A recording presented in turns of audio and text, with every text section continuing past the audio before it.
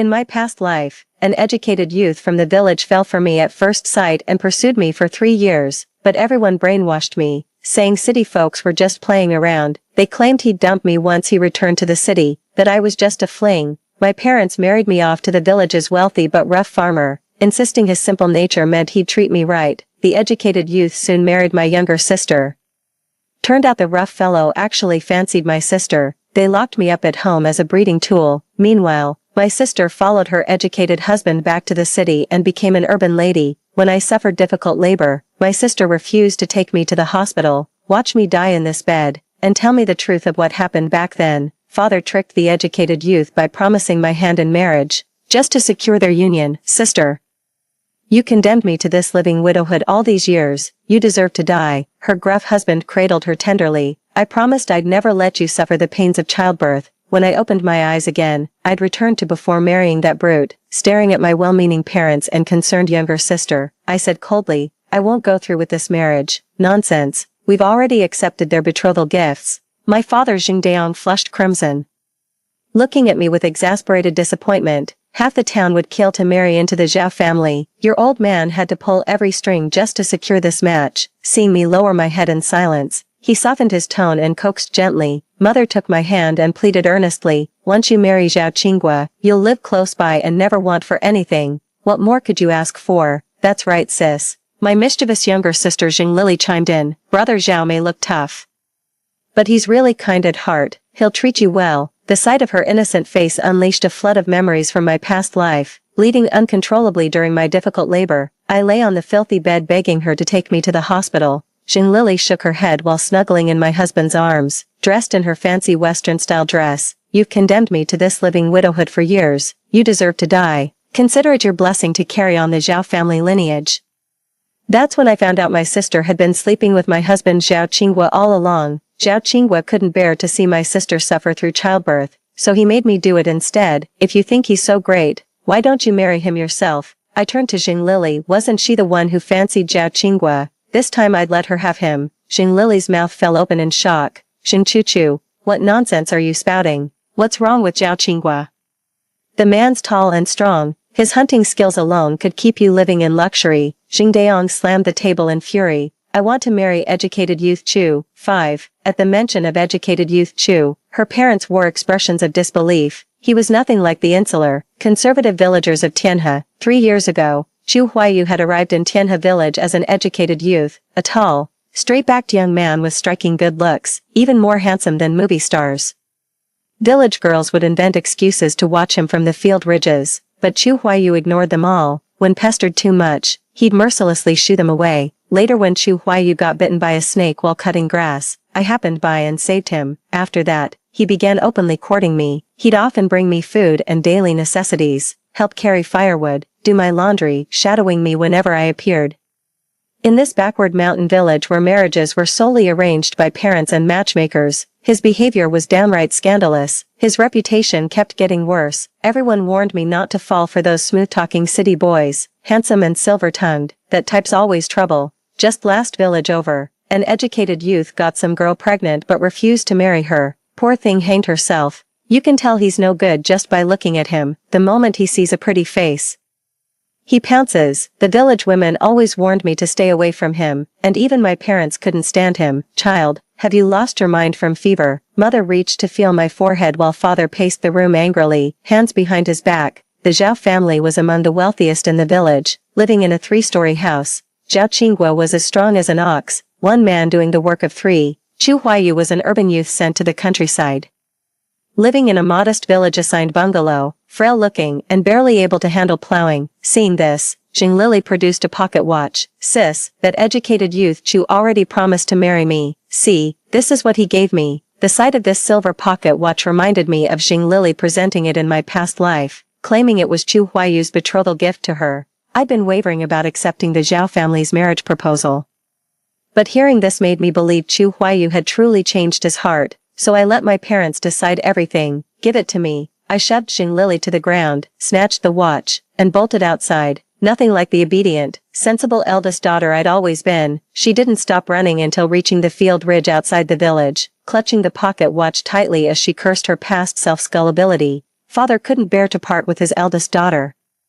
Forcing you to marry into the Zhao family while scheming to make Chu Huayu wed me, all for climbing the social ladder. I bent over backwards trying to please Chu Huayu, yet he wouldn't even lay a finger on me. That bastard keeps sending you money every other week under my name, makes me sick to my stomach. I don't understand what she's complaining about. She's the one who lied to marry Chu Huayu and live that glamorous city life. Yet she resents me.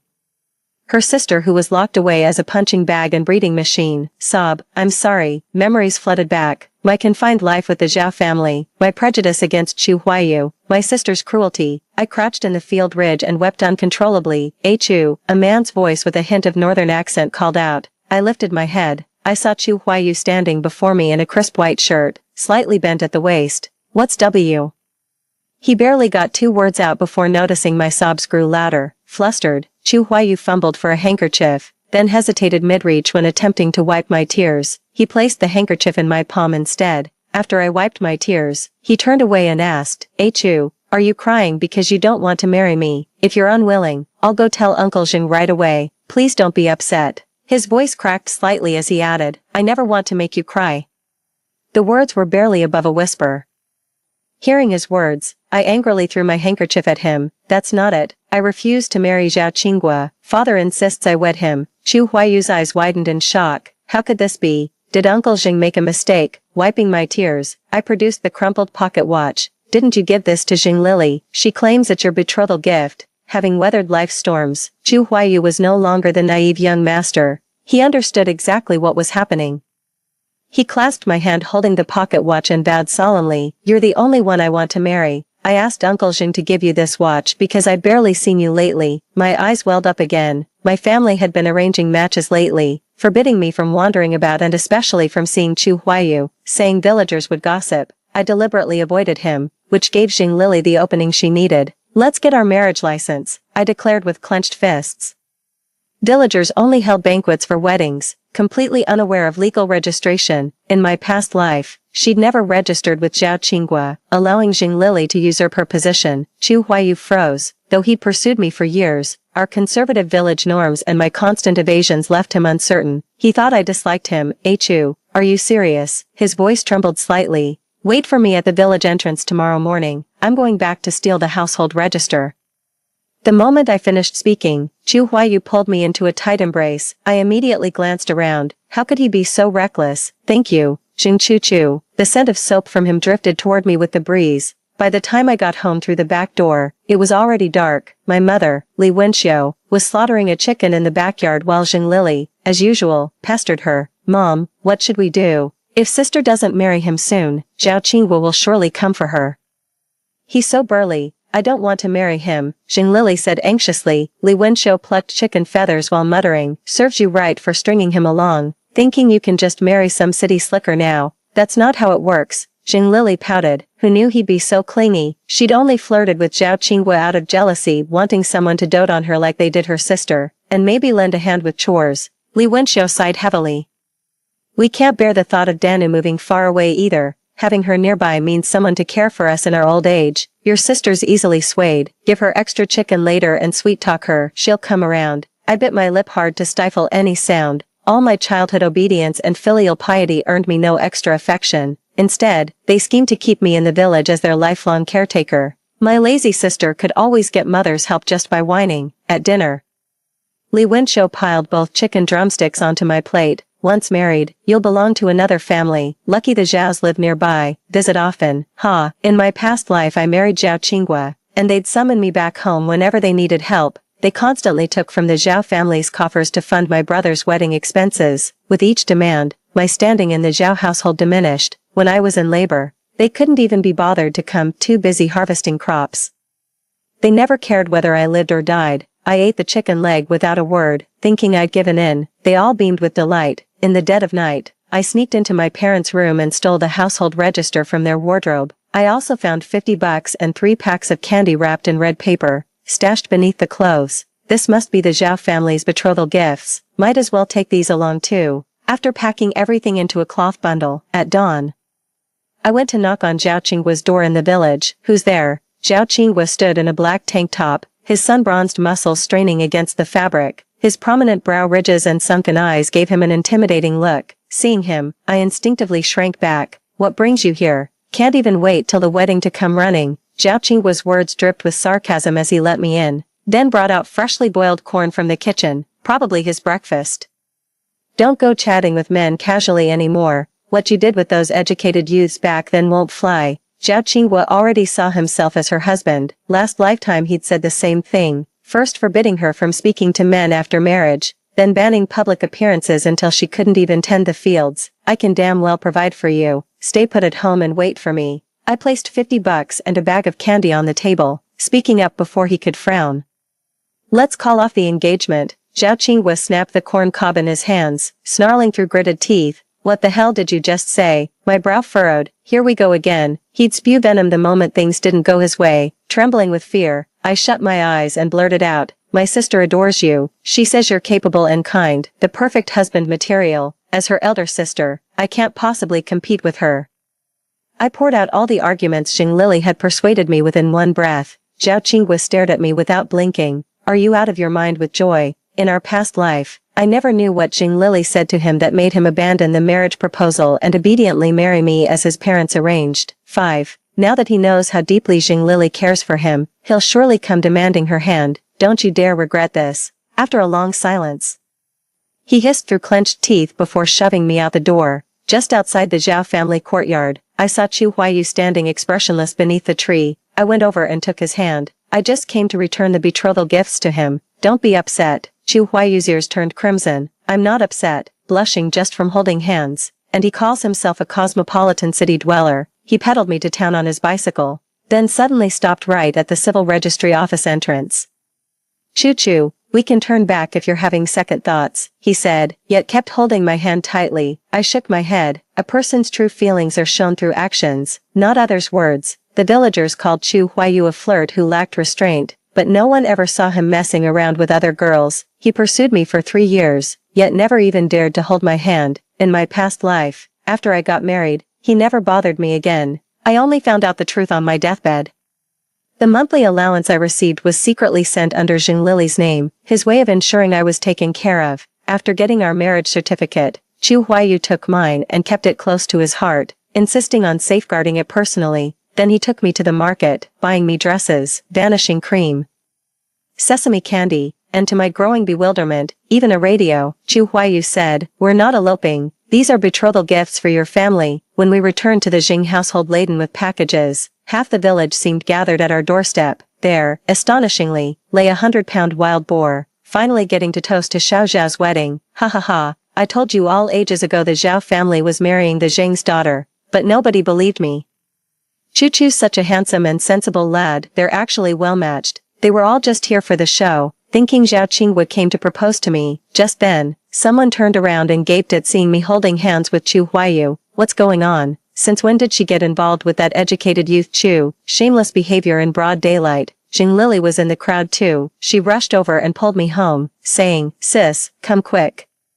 Your suitor's here with a marriage proposal. The villagers buzzed with even more heated discussions upon hearing this, flirting left and right. Who taught her such disgraceful ways? I was about to ignore it when Chu Huayu suddenly halted, his sharp gaze sweeping the crowd. Shut your mouths. One more word about Chu, and there'll be consequences. He didn't care what they said about him, but he wouldn't let Chu become gossip fodder. At the courtyard entrance, Zhao Qingguo stood imposingly in the center. Spotting us, he suddenly declared, Uncle Xing, I've come today to formally propose marriage. Please grant me your younger daughter Xing Lili's hand in marriage. Xing Lili, clutching my arm, turned pale, while Xing Dayong's smile froze upon hearing those words. He forced a smile. Lily's still too young. Zhao Qingguo cut him off, producing a handkerchief. Lily gave me this. We've been together for a while now. Please give us your blessing.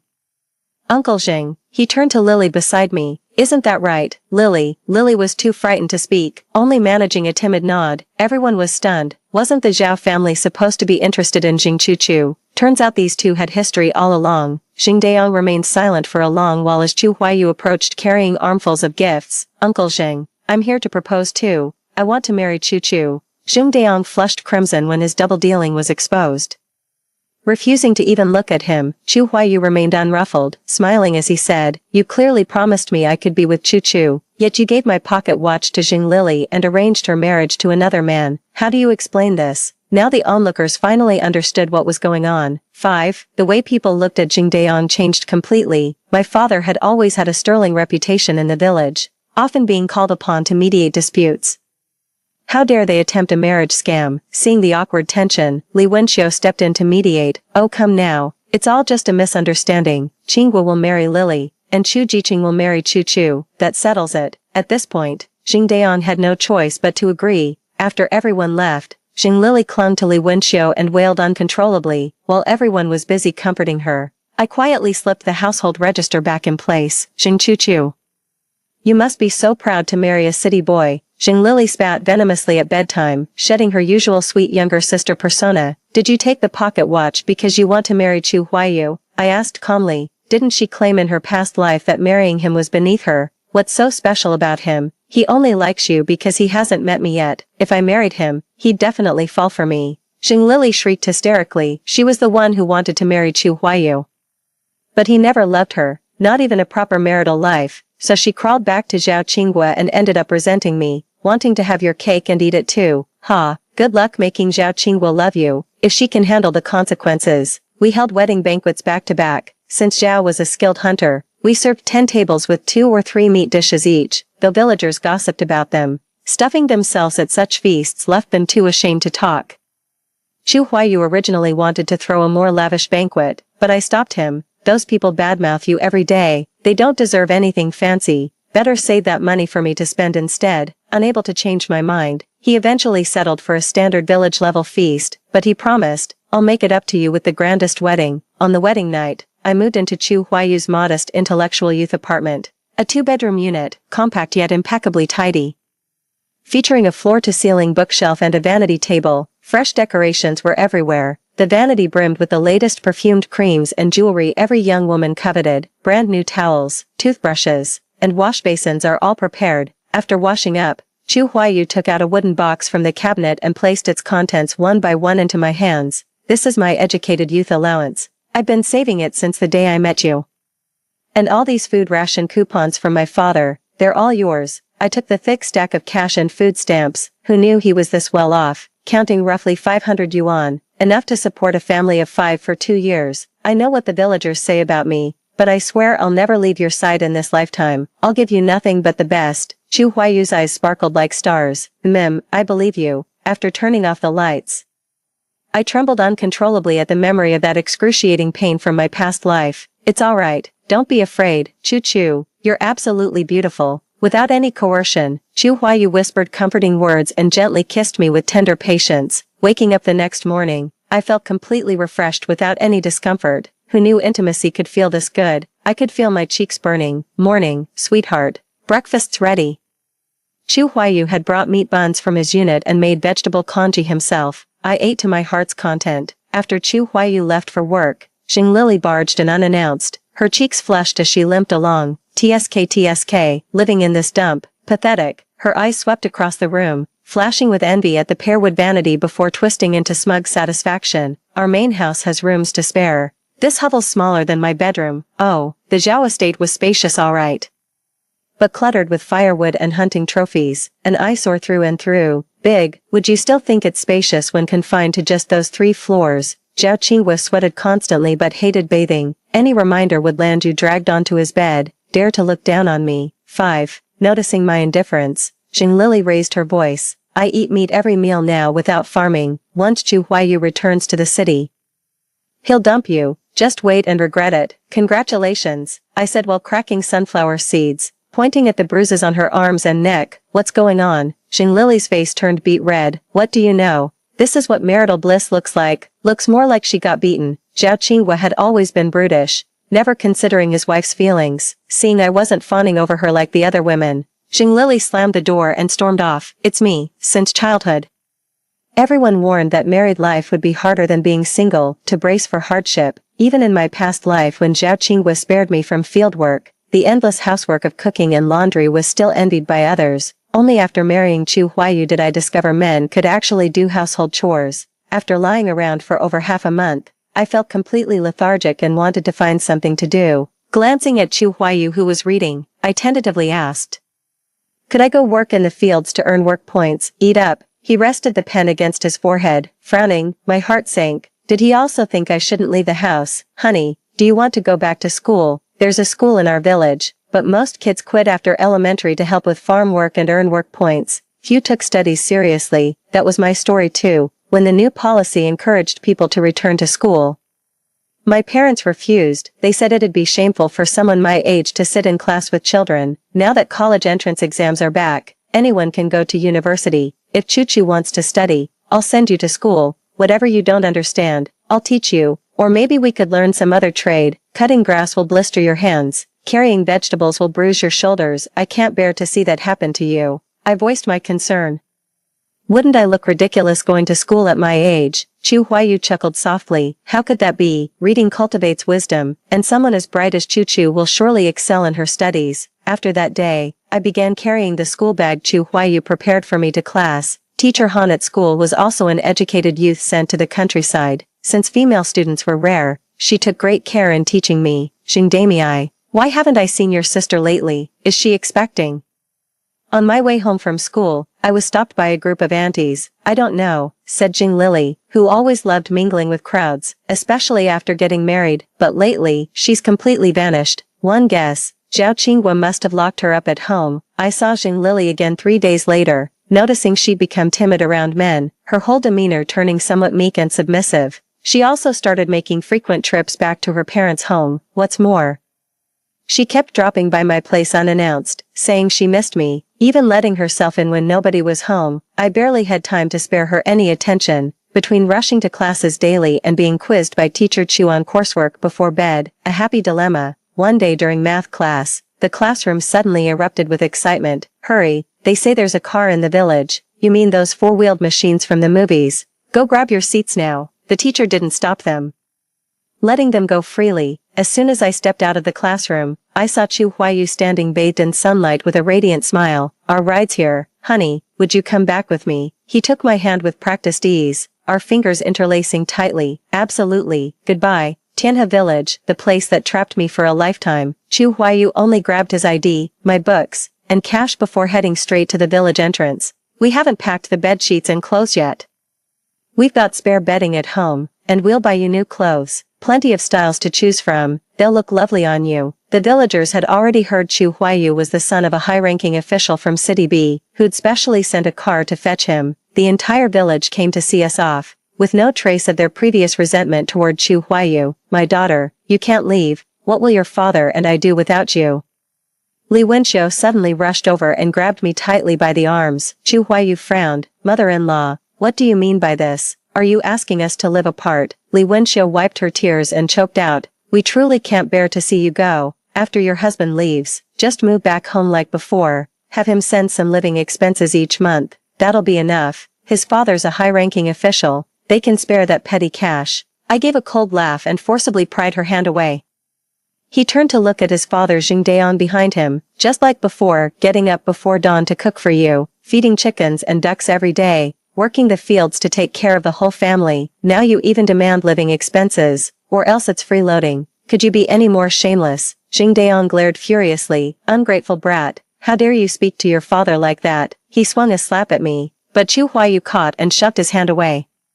My wife is definitely leaving with me. Doesn't my father-in-law still have another daughter? Just because my wife is capable and filial doesn't mean you can take advantage of her. The world is vast, go wherever your heart desires. Chu Huayu pulled me into his arms and said coldly, countless parents clip their children's wings to keep them close for their own retirement, ruining their offspring's future prospects. Hearing Chu Huayu's words, I felt my nose sting with emotion. This time, instead of locking me in a small room, the people around me supported me going anywhere. Xingdaon and Li Wenxiu fell silent, too intimidated by Chu Huayu to even approach me. Just as we got in the car, someone suddenly stepped in front of it. Chu Huayu, you can't take her away. It's Xing Lily. 5. The driver had no choice but to stop the car. Xing Lily, what mischief are you up to now? Xing Lily stood there disheveled, missing a slipper and panting heavily. I'm your lawful wife.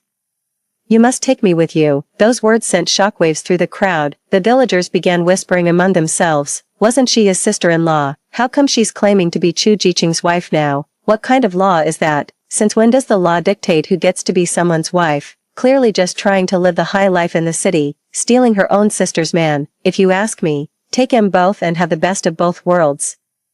The village bachelor's cackle earned him scornful glares. Everyone knew your residency papers tied you to one place, wander without them, and you're just a drifter. Chu Huayu and I exchanged a glance. We knew exactly what kind of game Jing Lily was playing. This is our marriage certificate. See, my name Jing Lily is right here.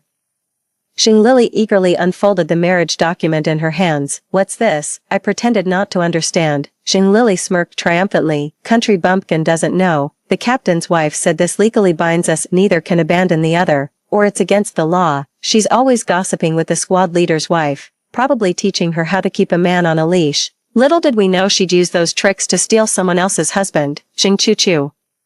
Your husband is Zhao Qinghua. Stay put in the Zhao household and pop out his babies. She slammed a marriage certificate in front of me. You were always meant to marry that creep Zhao Qinghua anyway. He's still hung up on you. Says your delicate skin makes you prettier than me. Thinking she had the upper hand, Jing Lily began spewing vulgar remarks. Chu Huayu's knuckles turned white hearing her filthy words. Looking ready to throw a punch any second, I gently patted his clenched fist.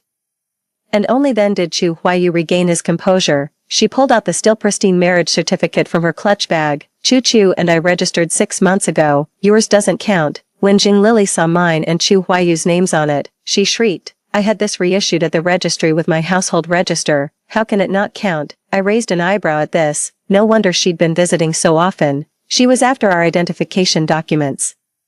She randomly found someone to impersonate Chu Huayu using his documents and forged a marriage certificate. We've been legally married for ages. It's all in the official records. Go check at the police station if you don't believe me. Using stolen IDs for marriage registration is a felony. Perfect timing. You can turn yourself in at the station, I said with a sardonic smile. Jing Lily began trembling uncontrollably, shaking her head in denial. That's the fake one. Suddenly, she lunged forward like a madwoman, trying to snatch it. Chu Huayu swiftly tucked away the marriage certificate and dodged with a shoulder twist. Jing Lily collapsed onto the floor in a heap, sobbing. Take me with you. Zhao Qinghua will kill me. He keeps me locked up at home every day. Won't even let me talk to anyone. Jing Lily, get up. Zhao Qinghua had arrived. Jing Lily buried her face in the ground, sobbing. I won't go. Glaring at the prostrate Jing Lily with a face dark as storm clouds, he snarled. Haven't I treated you well? Given you the finest things, yet you keep trying to run away, looking for some city bastard. Is that it? The scattered marriage certificates at Jing Lily's feet seemed to trigger a realization. So this is why you needed the household register, he sneered, dreaming of the city. Keep dreaming. You were the one who came on to me first. Then stopped me from proposing. Clearly you've got eyes for Chu Huayu. I let it slide before, but you're still hung up on him. Today I'll teach you what proper wifely devotion means. With that, he hoisted Jing Lily up with one arm and carried her off over his shoulder. Seeing Zhao Qinghua's rage, some bystanders moved to intervene before things turned violent. Bystanders held me back. Don't meddle in other couples' private matters. Pillow fights end with reconciliation. And so we turned a blind eye to the potential violence. When the farce concluded, we finally boarded the return bus to town. My parents didn't see me off. They'd gone to plead with the Zhao family instead. When we reached City B, I was surprised to find the Chu family living in a Western-style villa. Chu Huayu's parents had prepared a room for us in advance, complete with a wardrobe of brand new clothes.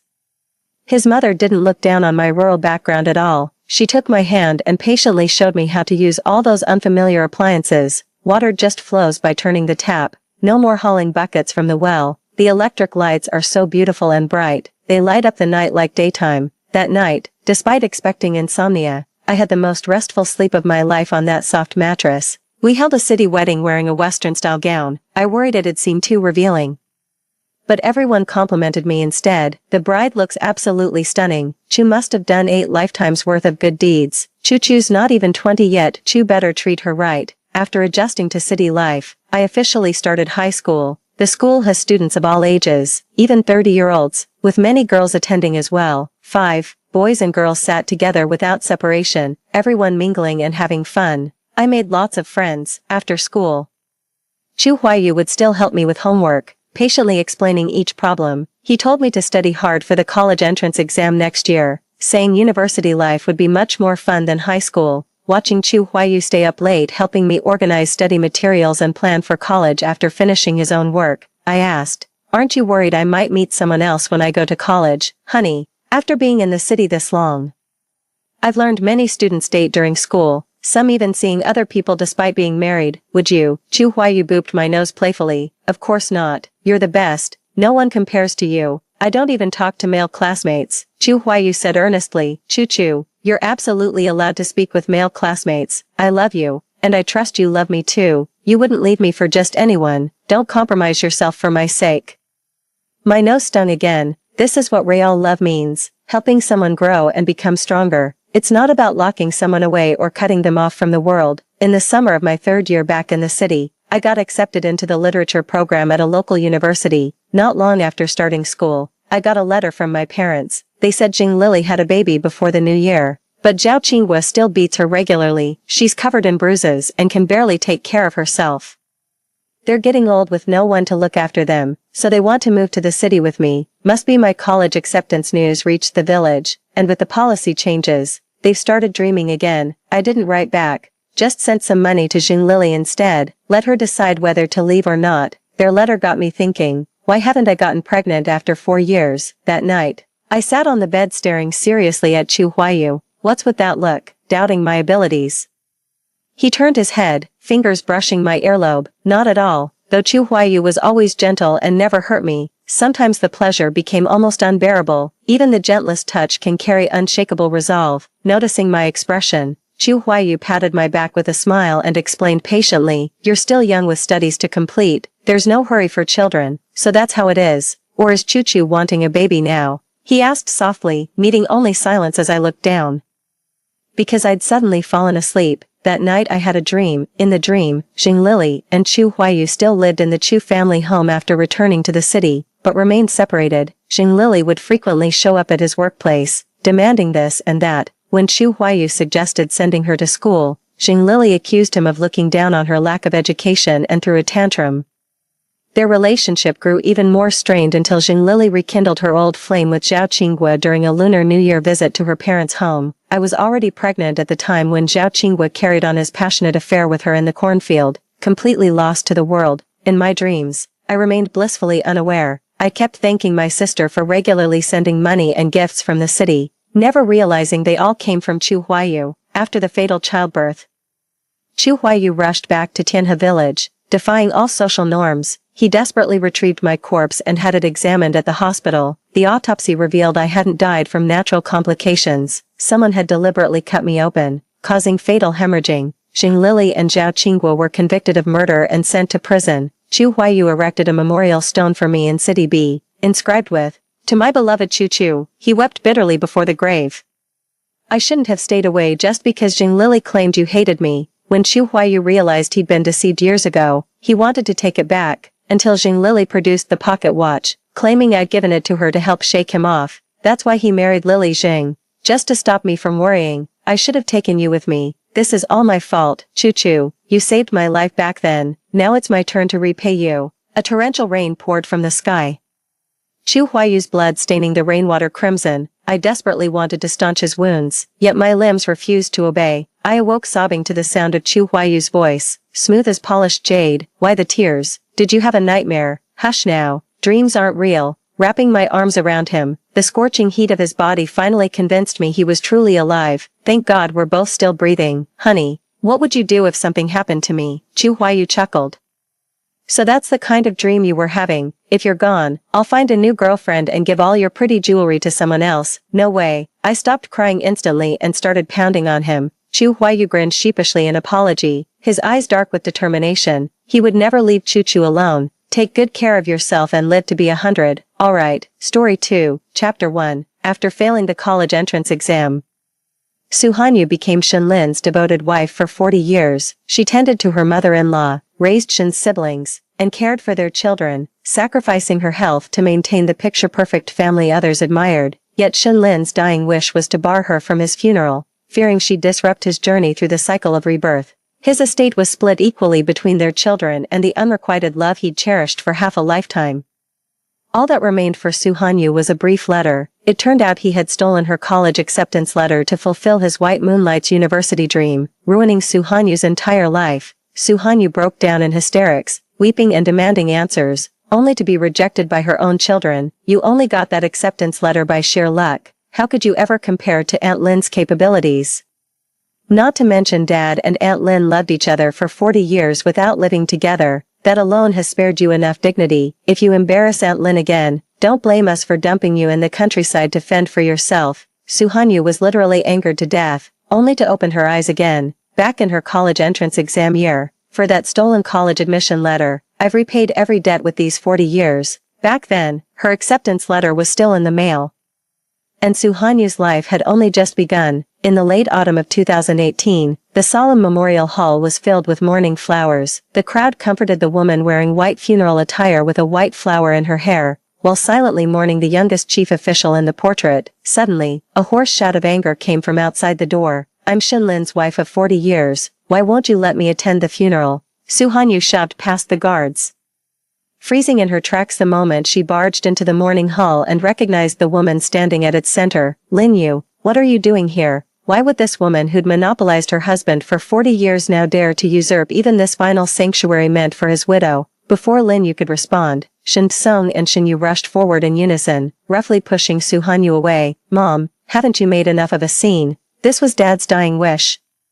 You hounded him his whole life, can't you even let him rest in death? Suhanyu stood frozen in place as the lawyer beside her sighed and spoke up. Madam Shin, these were indeed Chief Shin's final wishes. He explicitly stated that upon his passing, half his estate would go to Miss Lin Yu, the other half to his 2 children, and that your presence at his funeral was unwelcome. The lawyer's words struck Suhanyu like a thunderbolt. Her breathing became ragged as she lunged forward and seized the lawyer's hand. I've been married to Shinlin for 40 years, caring for his mother, raising his siblings, bringing up our children. What exactly have I failed at? He wouldn't do this to me. The lawyer, moved by compassion, produced an envelope and said, this is the only thing Commander Shin left for you. Suhanyu snatched it away, only to find a single brief line of text inside.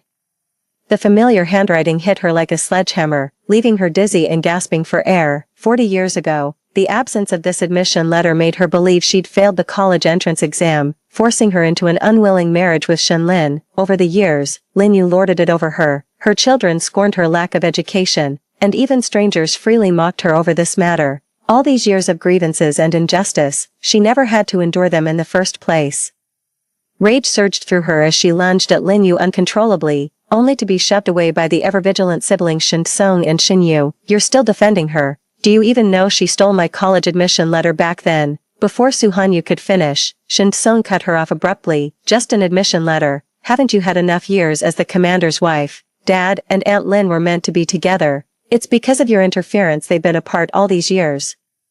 Keep this up, and we'll dump you in the countryside to fend for yourself. A searing pain pierced Suhanyu's heart like a blade, sending her collapsing to the ground with hands clutched to her chest. As bystanders gasped in shock, she glimpsed through the crowd her own children quietly comforting the frightened Lin Yu, utterly indifferent to their biological mother's life or death struggle. The suffocating agony crested just before rage literally stopped her heart. Tears of bitter remorse streamed down Suhanyu's face. If given another chance, she'd guard her college admission letter with her life, letting no one steal the bright future that rightfully belonged to her. The bitter ache gradually faded, and after what felt like an eternity, a blinding light jolted Suhanyu fully awake. Her heart pounded violently in her chest when a familiar voice reached her ears before she could gather her thoughts. Hanyu, Yaya isn't feeling well, you'll have to cover her shift this time. Suhanyu instinctively looked up. But the moment she saw the young Shinlin, her gaze immediately dropped to her own hands. They were slender and dirt-streaked, yet free from the calluses and scars that years of household chores would later bring. The village loudspeaker crackled to life, announcing the date, December 7th, 1978. This was truly her second chance. She'd traveled 40 years back to the days before her college admission letter was stolen. The lifeless eyes suddenly sparkled with light. Seeing Suhanyu remain unresponsive, Shinlin reached out to grab her, but she instinctively slapped his hand away. Memories of her past life burned in Suhanyu's heart, and hatred made her retort without thinking. Impossible. What does Lin Yu's poor health have to do with me? Are you saying I'm the reason for her poor health? If you care so much, go help her yourself. Stop bossing me around. Shinlin stood frozen. This was the first time Suhanyu had rejected him.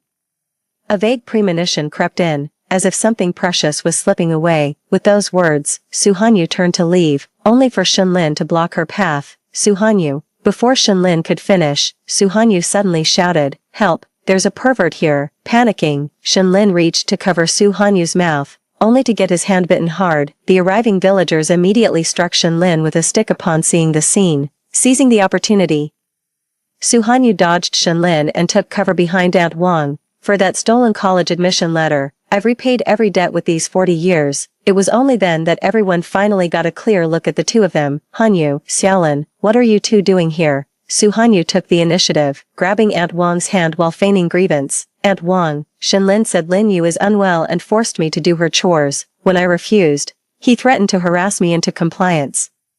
Su Hanyu spoke while hanging her head, sniffling dramatically as if on the verge of tears. Lin Yu, who had been watching from the crowd, panicked and blurted out urgently, Su Hanyu, what nonsense are you spouting? Dare you deny that I did all your previous work? Su Hanyu lifted her chin and pressed the question first. Lin Yu was momentarily speechless. The current Lin Yu wasn't yet the acclaimed university professor, just an educated youth sent to the countryside.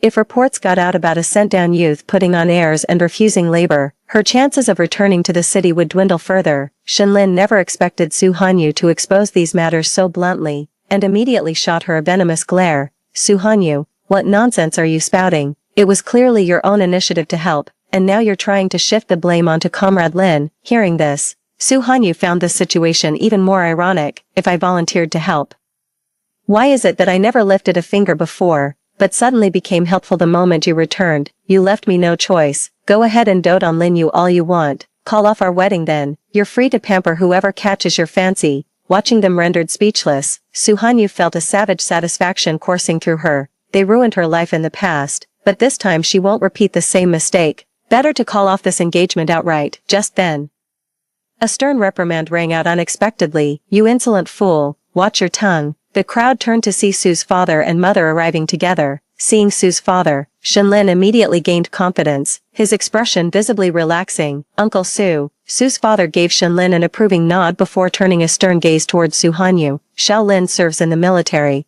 Do you realize how serious it is to falsely accuse him of harassment? And Comrade Lin, you've completely ruined her good reputation. All that education was clearly wasted on you. Hurry up and come home with me this instant. The crowd, seeing Su's parents had arrived, quickly made excuses to leave. Wanting no part in the family drama, Su Hanyu opened her mouth to speak, but under her mother's pleading gaze, she ultimately remained silent. The moment the crowd dispersed, Su's father abruptly slapped Hanyu across the face. Old Su, what on earth are you doing? Su's mother rushed forward to shield her daughter, unable to contain her anger. Neither Shenlin nor Lin Yu had expected Su's father to resort to violence so abruptly, their eyes widening in shock. What the hell? Su's father jabbed a finger at Su Hanyu, shouting angrily, why don't you listen to what she's actually saying? Who in their right mind would accuse their own fiancé of harassment these days? How could she ever marry after that? I won't marry him.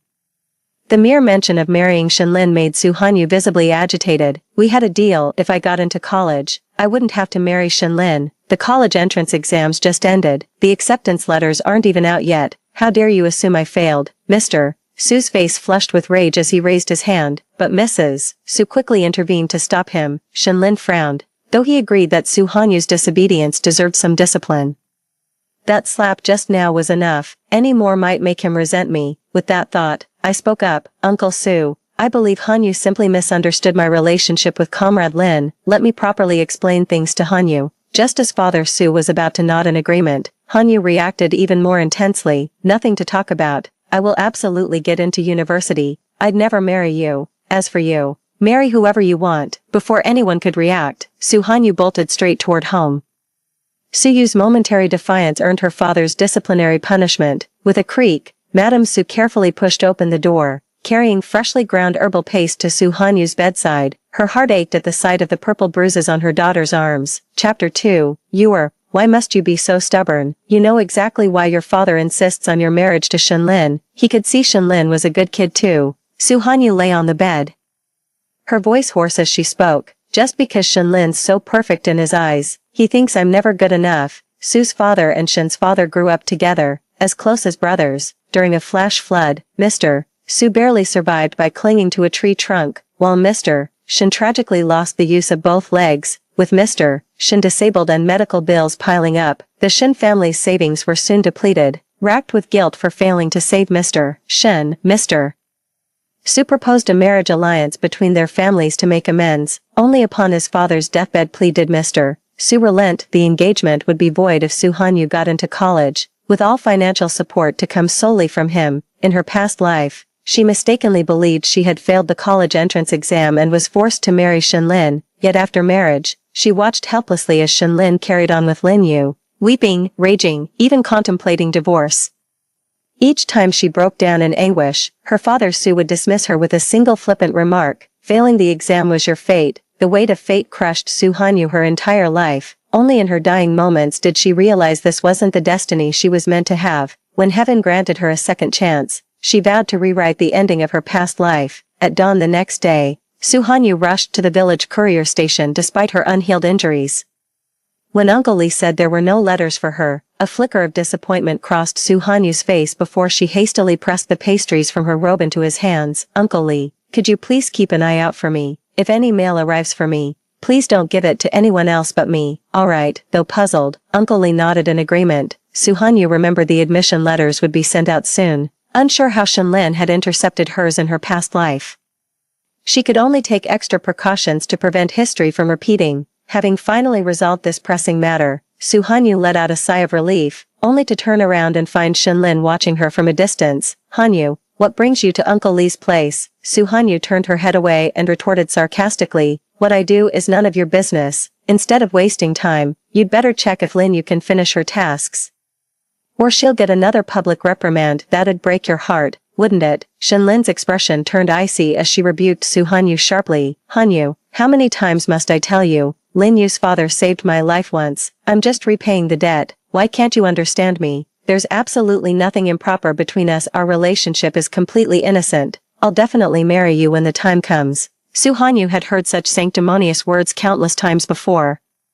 In her past life, the first half was shackled by her father's so-called kindness, forcing her into an arranged marriage. The latter half was bound by Shenlin's debt of gratitude, enduring Lin Yu's endless humiliations until it literally killed her. But why should she? Su Hanyu met Shenlin's gaze and said, "What, do I owe Lin Yu's father a life debt or something? I wasn't the one who received the favor, yet I'm always the one expected to repay it." "Shenlin, spare me your nonsense about marrying me. I'll get into college just fine. You and Lin Yu can do whatever the hell you want." With those final words, Su Hanyu turned and walked away without a backward glance. Shenlin watched Su Hanyu's retreating figure, an inexplicable pang stirring in his chest. The village being small and Su Hanyu's drastic change in attitude so noticeable, the news spread like wildfire. Everyone knew the Su family's daughter now thoroughly detested that Shen boy. Meanwhile, Lin Yu's relationship with Shenlin also became the talk of the village. The villagers neither particularly liked nor disliked the educated youth, but Lin Yu's constant shirking of work, even pushing her tasks onto me, inevitably left a poor impression. Now, with her entanglement with a betrothed man, rumors about Lin Yu began spreading like wildfire.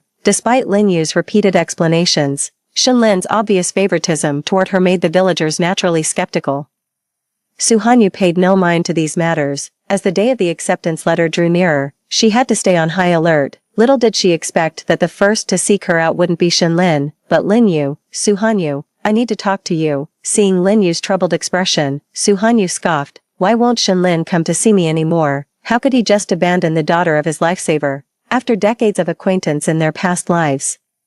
Su Hanyu knew exactly what kind of person Lin Yu was. She was always good at playing cute while manipulating others from behind the scenes to get what she wanted. That's why in her past life, Su Hanyu endured countless taunts and schemes. Though she knew Lin Yu was behind them, proof was always just out of reach. And worse, Shenlin would inevitably show up to scold her instead. This was the first time Lin Yu had ever confronted her directly. Lin Yu's face twisted at Su Hanyu's words, but she forced out a reply nonetheless. "There's nothing between Brother Shen and me. Could you go clarify it was just you throwing a tantrum with Brother Shen?" Seeing Su Hanyu remain unmoved, Lin Yu asked through gritted teeth, "Su Hanyu, don't think Brother Shen actually likes you just because you're acting spoiled. Keep this up and you'll lose more than you gain." Su Hanyu brushed the dust off her clothes and scoffed disdainfully. "Lost? If this keeps Shenlin away from me, I couldn't ask for more." To everyone's surprise, Lin Yu gave an eerie smile upon hearing this and spoke up. The next instant, she lunged straight at Su Hanyu, who instinctively dodged, only for Lin Yu to lose her balance and tumble down the nearby slope. "Xiao Yu!" A shriek erupted nearby, Suhanyu turned toward the sound and locked eyes with Shenlin's furious glare. Shenlin had come intending to have a proper talk with Suhanyu, but arrived just in time to witness her shoving Linyu over the edge. He had thought Suhanyu truly didn't care about him to say such things, but in reality, she was even more obsessive and vicious. Before Suhanyu could speak, Shenlin rushed down and scooped Linyu into his arms. Just as Suhanyu was about to explain, Shenlin barged past her while carrying Linyu. Haven't you caused enough trouble already, Suhanyu? This is between us, why drag Xiaoya into it? Suhanyu's face darkened as the baseless accusation landed on her. Shenlin, I didn't push her. She fell on her own. I don't want to hear your excuses right now. Shenlin cut Suhanyu off mid-sentence, eyeing her warily. If anything happens to Xiaoya, you'll pay for it. With that, Shenlin hurried away carrying Linyu, leaving Suhanyu fuming alone on the spot. But her anger didn't last long. Suhanyu suddenly remembered urgent business and rushed toward the nearby grove. Suhanyu finally breathed a sigh of relief when she spotted a collapsed middle-aged man by a secluded thicket. In her past life, she'd accidentally saved this unconscious man while working here. What seemed like a simple good deed turned out to involve Song Weihai, a man of considerable military influence. On your knees. Shenlin's subsequent promotions were largely due to Song Weihai's patronage. Her rescue of Song Weihai this time wasn't just about preventing the untimely death of such a principled soldier. It was also to ensure Shenlin wouldn't have such smooth career advancement later. With this in mind, Suhanyu administered first aid to him just as she had in her past life. Soon, the man gradually regained consciousness and was utterly grateful upon learning Suhanyu had saved him. Since it was you who saved me, little one, just let me know if you need any help. What's your name? Suhanyu paused briefly before smiling. I'm Suhanyu. But don't mention it, it was nothing really. With those final words, Suhanyu turned and walked away without hesitation. She was confident Song Weihai's capabilities would inevitably lead him to Shenlin. Once that happened, Shenlin's dreams of smooth sailing like in their past life would be pure fantasy. With this weight off her mind, Suhanyu resumed her usual route toward the courier station, learning there was mail addressed to her.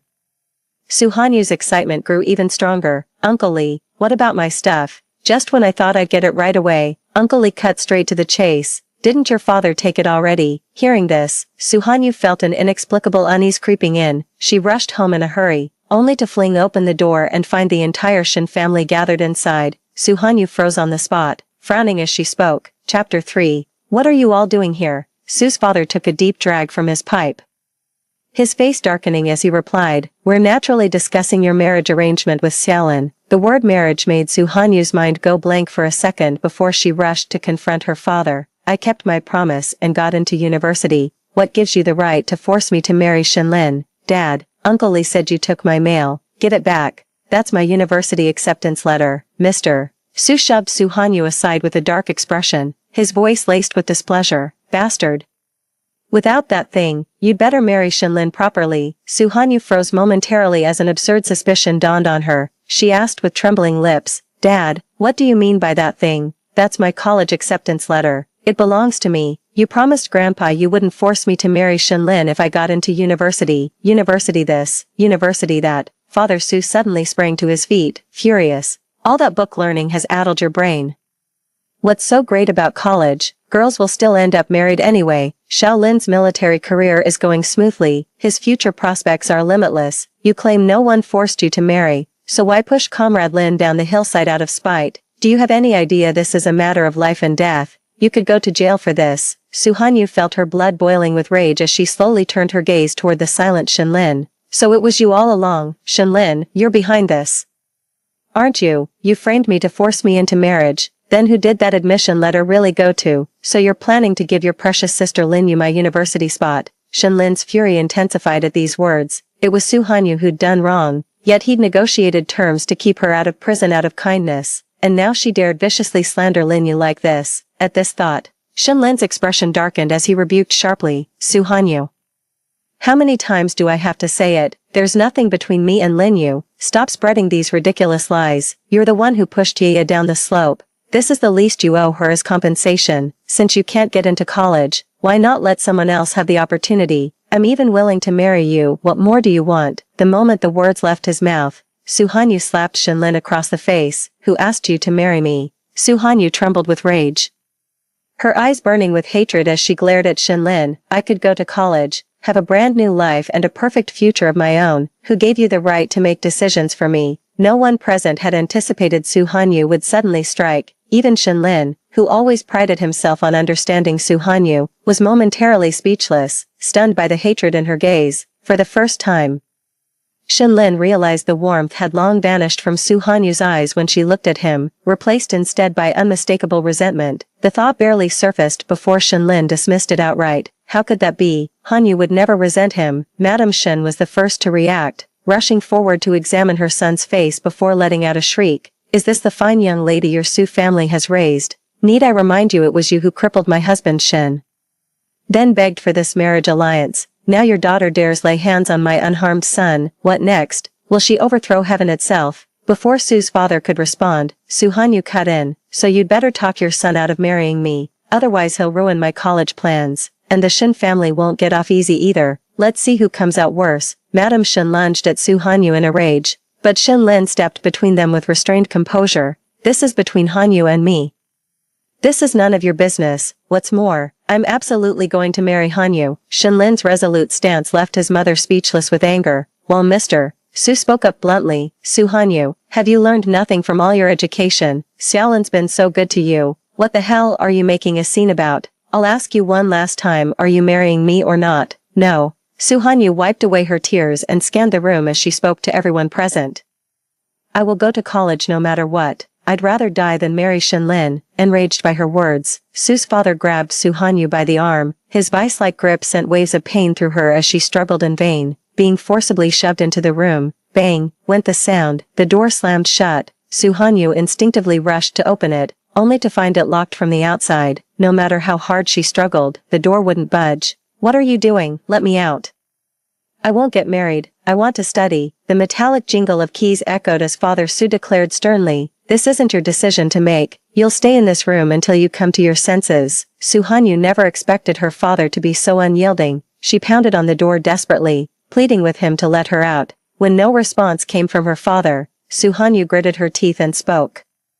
Shinlin, make my father release me this instant. I'll never marry you. If you push me to the edge, don't blame me for taking us both down. The resolute words shocked everyone outside the door. Mrs. Shin was berating Su Hanyu when, unexpectedly, Shinlin, who had always been evasive about the marriage, took an uncharacteristically firm stance. This marriage will happen whether you like it or not. That acceptance letter is what you owe. Yeah. Once Yaya leaves for college, I'll convince Uncle Su to release you. Chapter 4. After uttering these words, Shinlin cast one last lingering glance at the locked door, suppressing his unease as he escorted his mother out of the Su residence. Su Hanyu refused to accept her fate, hurling frenzied curses at Shinlin until the commotion faded into silence, with no one left to hear her ravings. After shouting for so long, Su Hanyu collapsed weakly to her knees. Memories of her past life flooded her mind, all her desperate efforts to rewrite that tragic ending, yet the deepest betrayal came from those she held dearest. If her father stole her college acceptance letter in this life, what had he done in the last? Did her biological parents truly not know that Lin Yu's admission letter rightfully belonged to her, or had they deliberately given it away from the start, ever since the engagement was arranged?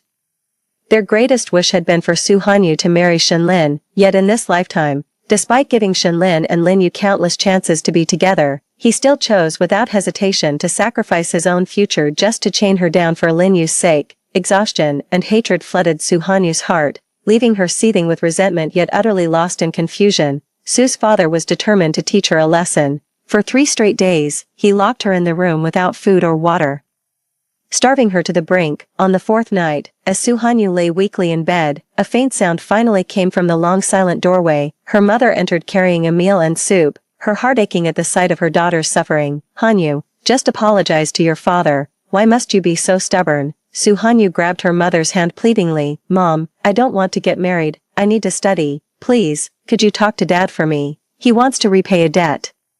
But I can earn money for the Shin family once I start working. Just don't give my admission letter to anyone else. Mother Su gently pushed Su Hanyu's hand away, avoiding her gaze as she spoke. Your father already gave the college admission letter to Lin Jiqing. He said it's compensation for you pushing Lin Jiqing. Now the whole village knows your father took the betrothal gifts from the Shin family. If you don't marry into their household, he'll become the laughingstock of the village. Su Hanyu stood frozen in place, her lips trembling as she asked, Mom, are you and Dad forcing my hand here? You knew I couldn't bear to see you both condemned by everyone, so you accepted the bride price behind my back and made it public to force me into marrying Shinlin. Am I not your own flesh and blood? Why are you pushing me like this for some outsider? Do you really have to drive me to my death to be satisfied? Hearing this, Mother Su frantically grasped Su Hanyu's hand and kept repeating, Hanyu, how could your parents ever want to push you to such despair? Your father's right, every young lady must marry eventually. Shinlin is a good man, he'll treat you right. Just trust us this once, will you? Treat me right. In her past life, Shinlin never exactly mistreated her, he gave her all the dignity she deserved. Yet this very decency made her repeatedly suspect his affair with Linyu, only to later dismiss it as her own paranoia. Yet her parents never realized that the storms Shinlin shielded her from were ones she shouldn't have faced in the first place. But obviously, Su Hanyu couldn't voice any of these thoughts aloud. Seeing Su Hanyu remain silent, her mother pressed on, and even after you said such harsh words that day, the Shin family still refused to let their son marry you. Even the Shin family kids threw tantrums, crying and refusing to let you in. It was Shinlin who stopped everyone, swearing he'd marry no one but you in this lifetime. Hanyu, that boy Shinlin is utterly devoted to you. Don't take his love for granted. Clutching at her last shred of hope, Su Hanyu asked, Mom, have you ever considered how unwelcoming the Shin family is toward me? Do you really think I'll have a happy life if I marry into that family? Do you and Dad have to pressure me like this, Mrs. Su froze momentarily before grasping Su Hanyu's hand and saying, It'll come. Wasn't Mom treated the same way back then? Yet she's made it through all these years just fine. Hanyu, things will get better. As the faint flame flickered out completely, Su Hanyu felt as though her very soul had been drained from her body. She heard herself murmur in agreement, head bowed, We'll do whatever you and Dad decide, Mrs. Su's face lit up with joy at these words, and she immediately exclaimed, I'll go tell your father right now. Tell him to let you out so you can properly prepare for the wedding. But as she reached the door, Mother Su hesitated and turned back. Hanyu, are you truly willing to marry Shinlin and give up university? Su Hanyu remained silent, quietly eating the meal that had been brought to her. At first, Su's father could hardly believe his daughter had agreed so readily, but seeing Su Hanyu's docile expression, he decided to trust her compliance. How many times must I say it? What's the point of a girl burying herself in books? Marry well. Shinlin won't treat you poorly. Perhaps moved by Su Hanyu's obedience, even the typically stern father softened his expression for once, yet Su Hanyu knew better than anyone that this was all a facade. Whatever her father had told the villagers, their gazes grew increasingly intense whenever they fell upon her. Even her occasional visits to the Oxguard area would end with villagers hastily shooing her away. Your father made it clear, we're absolutely forbidden from taking you with us. Otherwise, if anything happens to you, he'll come knocking on our door again. The village was far from town, so ox carts were their only means of transportation. Father Su was clearly determined to marry Hanyu to Shinlin, even taking precautions against her potential escape. Just as Hanyu turned around, she found Linyu blocking her path, running away like a kicked dog. What's the hurry? Su Hanyu turned around and fixed Linyu with a stare. Times have really changed when thieves can strut down main streets in broad daylight. Linyu, did you really think stealing my admission letter would solve all your problems? Linyu's expression darkened as she retorted stubbornly, Su Hanyu, do you really think such words could frighten me? Let me make this clear, Brother Shen has promised to keep you under close watch. Do you honestly believe he married you for love? It's merely to monitor you more conveniently. You can't leave this village, and I've got your admission letter. You'll just have to watch me attend that university instead. To Su Hanyu, such brazen words carried more bluster than real threat, so why come flaunting your victory in my face now? Did Shinlin give you my admission letter but attach some conditions to it? You're losing control over Shinlin.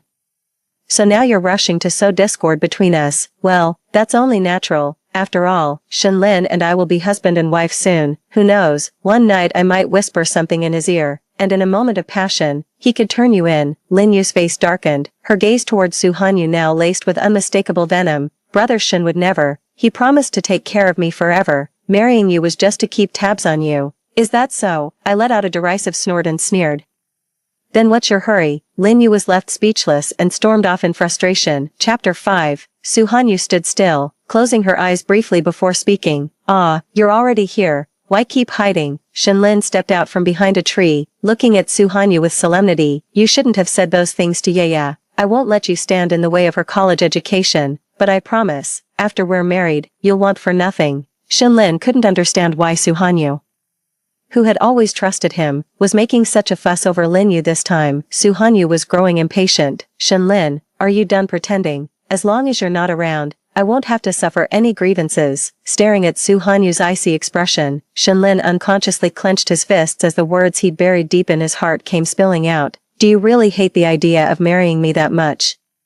Su Hanyu wondered if her confinement had driven her mad. She actually detected a hint of hurt in his voice. She gave a bitter smile as she met Shenlin's gaze. What difference does willing or unwilling make? If I said no, would you actually go tell my father to call off the wedding? Though it was the question she'd meant to ask, Shenlin instantly regretted voicing it the moment the words left her mouth. Suppressing the strange feeling in her chest, Shenlin moved to grasp Su Hanyu's hand.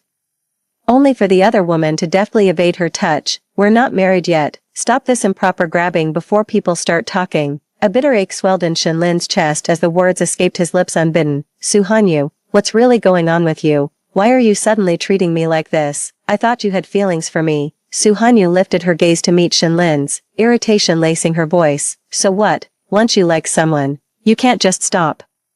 Or am I supposed to be your on-call lackey, your personal slave at your beck and call? Wake up. Slavery doesn't exist in modern China. You were the one who wanted this marriage. Stop bringing up irrelevant nonsense now. If you're unhappy with it, let's just call off the engagement. Shenlin was at a loss for words, only able to reassure himself that things would get better after marriage. If you're still hung up about what happened between me and Linyu, I'll prove to you after we're married that there's absolutely nothing between her and me, Su Hanyu said coldly. I don't care. Be with whoever you want. Shenlin watched Su Hanyu's distant demeanor, an inexplicable panic rising in his chest. He was well aware of Su Hanyu's feelings for him, otherwise she wouldn't have kept agreeing to his requests time and again. But Su Hanyu's sudden change made him realize how fragile that affection was compared to her studies. For once, he felt a twinge of resentment, yet couldn't help feeling grateful for that once-dreaded marriage arrangement. The world beyond wasn't so easily conquered. He'd strive to give Su Hanyu a good life, which was precisely why that admission letter was better off going to Linyu. The wedding was originally scheduled for a month later, but unexpectedly, Shenlin had military duties requiring his early return to the barracks,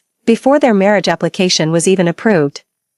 Both families agreed to proceed with the wedding ceremony first. While Su Hanyu showed little interest in the wedding preparations, Shenlin became unusually meticulous, insisting they select every detail together. The villagers observed this attentiveness, remarking how fortunate Su Hanyu was to marry such a devoted man. Su Hanyu seemed weary of these words and couldn't help speaking up. Can't you give me some personal space? It's not like I'm going to run away.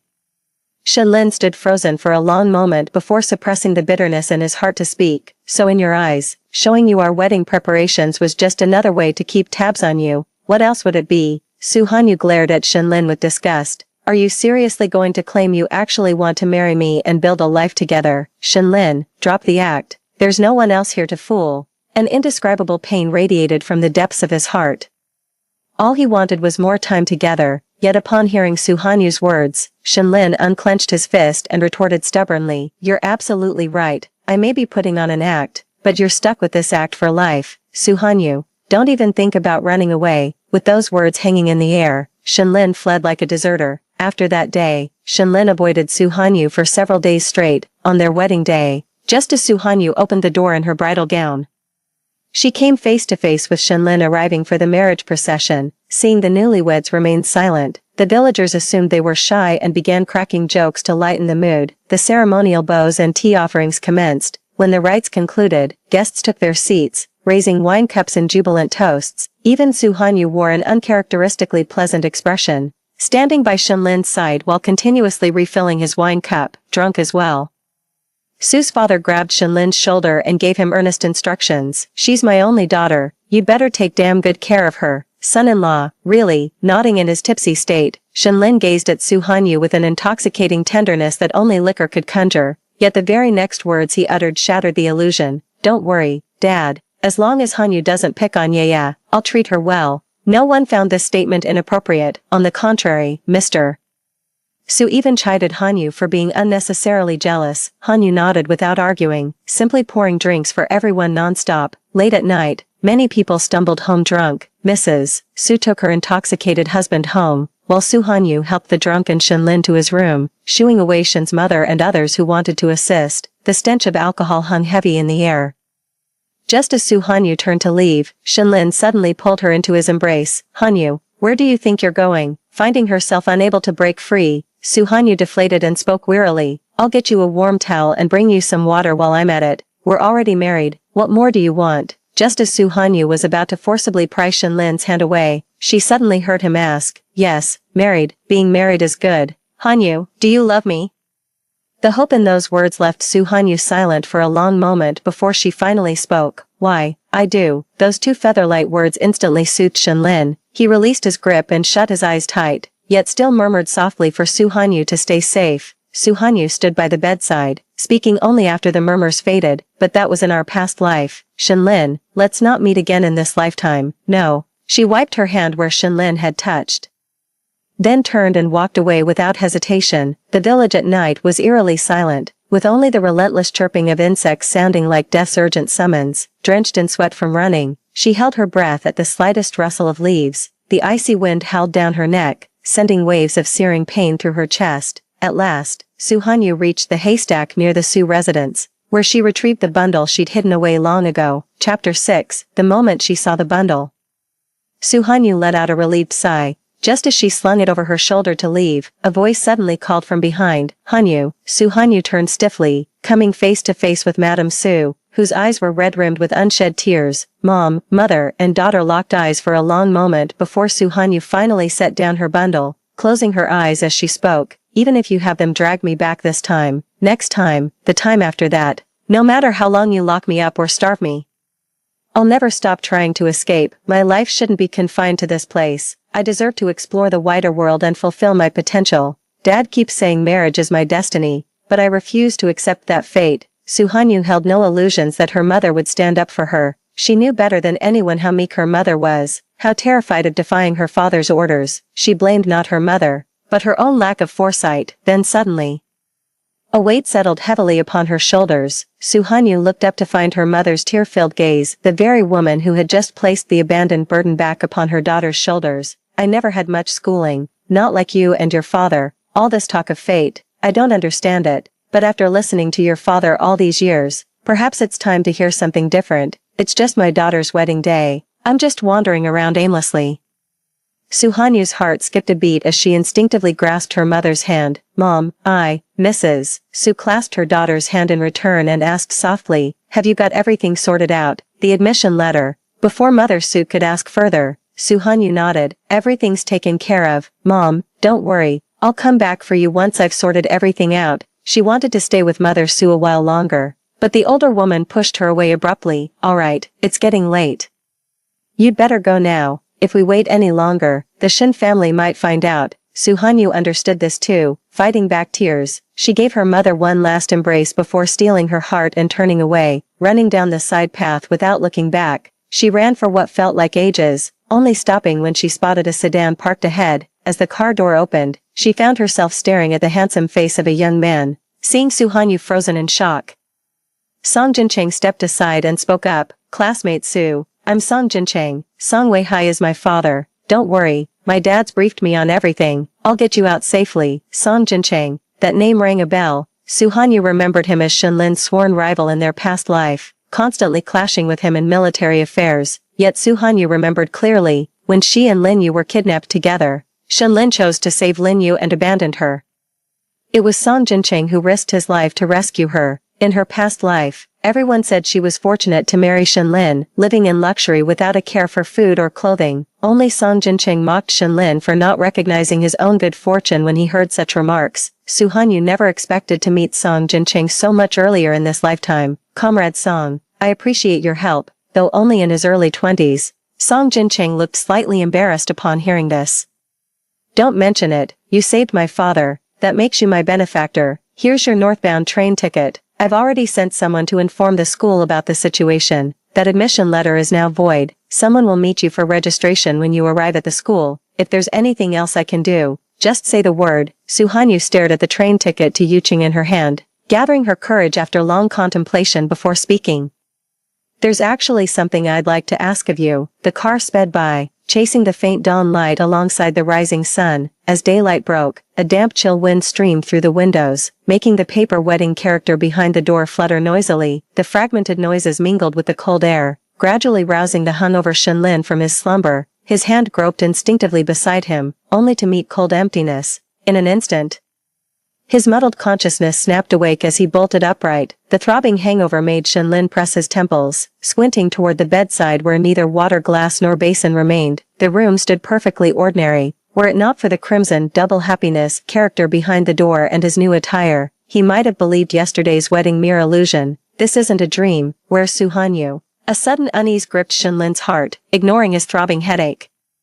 He forced himself up and opened the door. Shenlin searched everywhere, the hall, kitchen, guest rooms, even the surroundings, but Su Hanyu was nowhere to be found. Mrs. Shen, just waking up, saw her son's frantic movements and asked curiously, "Xiaolin, what are you looking for?" Shenlin instinctively glanced at her mother before rushing over in quick strides to ask, "Mom, have you seen Hanyu?" Mrs. Shen pursed her lips and replied impatiently, "How could I possibly have seen her?"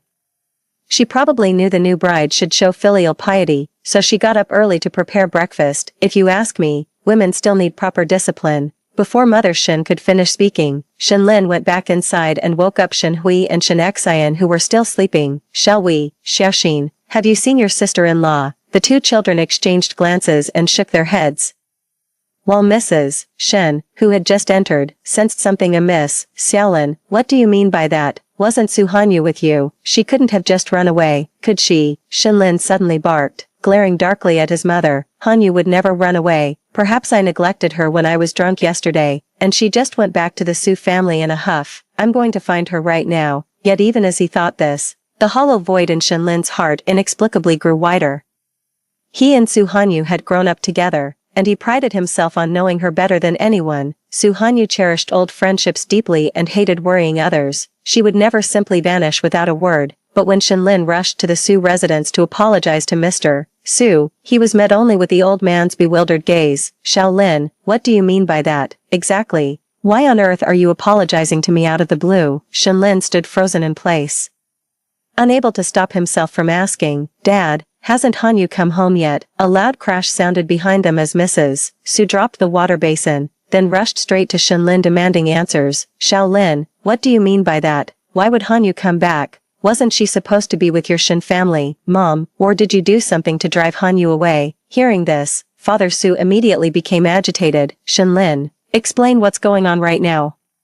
News of Su Hanyu's disappearance quickly spread throughout the entire village. The villagers joined forces to search for her, combing every corner of the settlement, yet not a single trace of Su Hanyu could be found. Strangely, all her belongings remained untouched: clothes, personal items, even the university admission letter that had been taken. It was as if she'd vanished into thin air, married yesterday, gone today. Mrs. Shen was understandably furious, demanding an explanation from Mr. Su. Even the usually patient Mr. Su lost his composure, convinced the Shen family must have done something to cause the sudden disappearance of his normally obedient daughter, Su Hanyu. As the two families argued endlessly, Shenlin, caught in the middle, had no mind to mediate. The remote village offered no transportation except ox carts. On foot, no one knew how long it would take to leave. Fearing the worst for Su Hanyu, he scoured every inch of the area until finally spotting fresh tire tracks along a narrow path. Following the tracks leading toward the station, Shenlin leveraged his military connections to desperately seek any trace of Su Hanyu. With no photographs to show, Shenlin spent 7 straight days at the station, questioning everyone with only verbal descriptions. On the 8th day, a homeless man who slept near the station finally gave Shenlin a lead. "That girl you mentioned is quite pretty." With a mole near the corner of her eye, early morning 8 days ago, she boarded a train with a young man looked like a loving newlywed couple. Before the vagrant could finish, Shenlin snapped angrily, "What nonsense are you spouting? Hanyu would never leave with anyone else. Stop slandering her. If I hear you say that again, I'll break your damn legs." After saying this, Shenlin fled in a panic, even after locking himself in his room.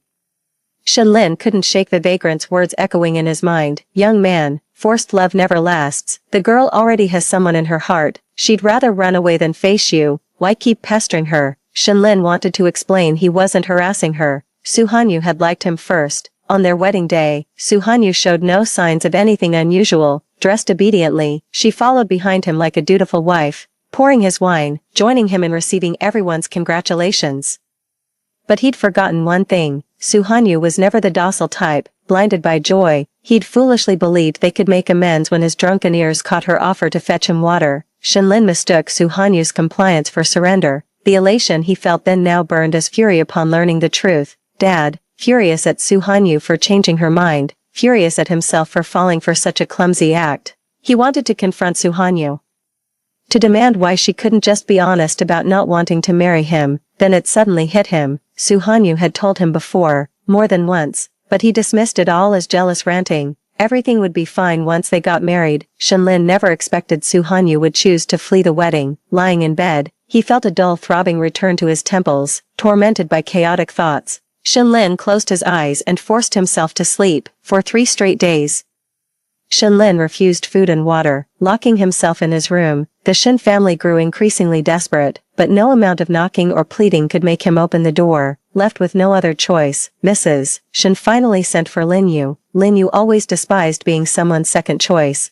but with no one to rely on in the village, life would become even harder if Shenlin truly abandoned her. After much deliberation, Lin Yu ultimately followed Madame Lin to visit him. She had taken extra care with her appearance today, and her timid knock at the door carried a note of pitiful vulnerability. Brother Shen, it's Yaya. I know you're worried about Suhanyu, but you can't just lock yourself away and refuse to eat like this. Could you open the door, please? Lin Yu waited for a long time, but Shenlin showed no response whatsoever. Sensing Mrs. Shen's reproachful gaze, Lin Yu couldn't help biting her lip, her resentment towards Suhanyu growing even deeper.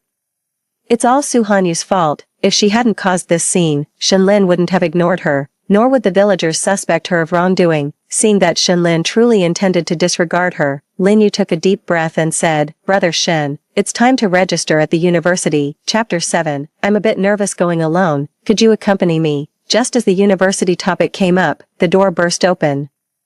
Dark circles shadowed Shenlin's eyes as he stared at Lin Yu for a long moment before finally speaking. Overjoyed by Shenlin's agreement, Lin Yu immediately grabbed his arm and exclaimed happily, Brother Shen, you're the best. Shenlin felt an unfamiliar irritation as he stared at the hand gripping his arm. Against his will, village gossip flooded his mind. Would Suhanyu have stayed if Lin Yu hadn't existed? He quickly suppressed the thought. Lin Yu was his savior's daughter, after all.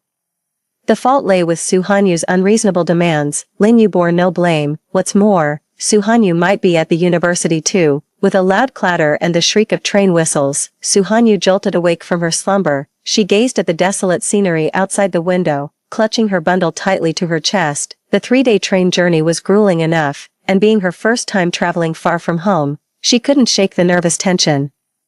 When fleeing the village that day, Song Jincheng had intended to take her straight to the university registration office, but Suhanyu suddenly changed her mind. Though Yuqing University was reputable, it wasn't her dream school after all. Having left in haste with only some personal belongings and documents, she barely had any money, let alone funds for tuition or living expenses. The Song father and son had already done so much for her, any more would make her feel undeserving. Besides, whether it was the Su parents or Shenlin, they all knew she'd been admitted to Yuqing University. When they came looking for her in Yuqing, she might evade them temporarily but never permanently. By then, there likely wouldn't be another Song Jincheng to rescue her. Most importantly, according to her past life memories, the era of reform and opening up was fast approaching. Rather than heading north for studies, she decided to try her hand at business down south first, using this time to prepare for the college entrance exams again to get into her dream university. Suhanyu knew her decision was risky. In her previous life, after mistakenly believing she'd failed the exams, she married Shenlin and took charge of household affairs, though she had her own ambitions and longed to venture out into the world, but Shenlin wouldn't allow it. Providing for the family is a man's duty. What's that got to do with a woman? Just focus on taking good care of mother and the others at home. Mrs. Shen was in poor health, and the 2 younger siblings were still too young, requiring constant care. Suhanyu had no choice but to resign herself to staying at home. She planned to venture out once Shen Hui and Shen Xian grew older, but then she became pregnant again. The child was too young to be without its mother. By the time her children came of age, Shenlin had already risen through the ranks and secured a prominent position in the military. As a military family member, one must be extra cautious at all times to avoid giving others any leverage. Thus, Suhanyu's dream of starting her own business was shattered once again. For 40 years, everyone envied Suhanyu's life as a housewife, wanting for nothing, with a high-ranking husband and accomplished children. Yet Suhanyu had wrestled with discontent countless times, only to delude herself under society's watchful gaze and overwhelming expectations. What's so bad about that? Everyone's been through this. It wasn't until Shenlin's funeral, when everyone blamed her despite years of her husband's betrayal, that Suhanyu finally realized how absurd her past sacrifices and self-deception had been. No one cares about a selfless appendage. To them, she was the obedient daughter to her parents, the humble daughter-in-law to Mrs. Shen, the lifelong wife to Shenlin, and the mother of Shen Tsung and Shinyu. The world only remembered her titles, but forgot her name was Suhanyu. She is Suhanyu, not someone's daughter, not someone's wife, and certainly not someone's mother. Given a second chance at life, Suhanyu refused to leave any regrets this time. Pressing a hand to her chest, Suhanyu made a silent vow to herself. How much worse could things possibly get? As the train came to a stop, Suhanyu disembarked with the crowd and arrived in Nanjing. Unlike the vibrant, glittering southern city in her memories, this place was just a shabby, dust-covered town. But to Suhanyu, this marked the beginning of a brand new chapter. To her shock, Suhanyu discovered a gaping hole in her luggage right after leaving the train station, along with all her money mysteriously vanishing. She wanted to report the theft, but had no idea where to find the police station. She asked passers-by, but in the underdeveloped South District, everyone only spoke the local dialect. Suhanyu couldn't understand them, nor could she make herself understood. During her inquiries, Suhanyu nearly broke down in tears several times, but each time she steeled herself. Undeterred, she went from shop to shop until finally finding one where Mandarin was understood. The shop owner was Granny Su, a widow whose children had left years ago without a word. She made ends meet by running a small tailoring business. With her booming voice and gaunt frame that gave her a somewhat intimidating air, people often kept their distance from Granny Su. When she learned that Suhanyu had been robbed and was looking for work, Granny Su studied the girl for a long moment before speaking in broken Mandarin. My old bones can't bend like they used to. There's a room here that's been gathering dust. Clean it up properly and I'll pay you. Suhanyu quickly agreed and followed Granny Su through the alleyway to a small attic. The room Granny Su mentioned turned out to be a cluttered storage space beneath the staircase. Dust billowed out upon opening the door, revealing a tiny, broken window that let in slivers of light amidst piles of scattered junk. After handing over the room to Suhanyu, Granny Su promptly took her leave. Suhanyu rolled up her sleeves with determination and began tidying up the space before her, item by item. She carried things out to clean them, even fixing some broken parts along the way. Why? From morning till night, Suhanyu lost track of time before finally getting the entire room spotless. Exhausted after finishing everything, she collapsed onto the floor, massaging her aching limbs. She looked up to find Granny Su standing at the doorway, having apparently been watching her for some time. Suhanyu hastily rose to her feet. Granny Su, would you mind checking if I've tidied up properly? The elderly woman gave a cursory glance before suddenly turning away. I need an extra hand here, room and board included, but no pay. If that works for you, say the word. Suhanyu stood frozen for a long moment before finally grasping Granny Su's meaning. Overjoyed, she immediately expressed her gratitude. After dinner with Granny Su, Suhanyu finally returned to her room and collapsed onto the bed. The damp air still lingered as she shielded her eyes with her hand, her aching limbs making her reluctant to move an inch. Her first day in Nanjing had already brought so many unexpected events. Whether these were blessings or misfortunes, Suhanyu couldn't quite tell. She lowered her hand, only to glimpse through the narrow window a sky full of stars, their brilliance magnified against the dark canvas of night. As she gazed, the aches in her body seemed to ease somewhat. She opened the window, closed her eyes, and let the cool breeze soothe her restlessness. It can't get worse, Suhanyu. With these thoughts in mind, Suhanyu drifted into a deep sleep. Early the next morning, Suhanyu got up and headed to Granny Su's sewing shop, sorting fabrics, greeting customers, assisting with odd jobs. Soon the whole neighborhood knew the eccentric little sewing shop had hired a lovely young assistant. Granny Su was an exceptional seamstress, but her peculiar temperament made many instinctively avoid her.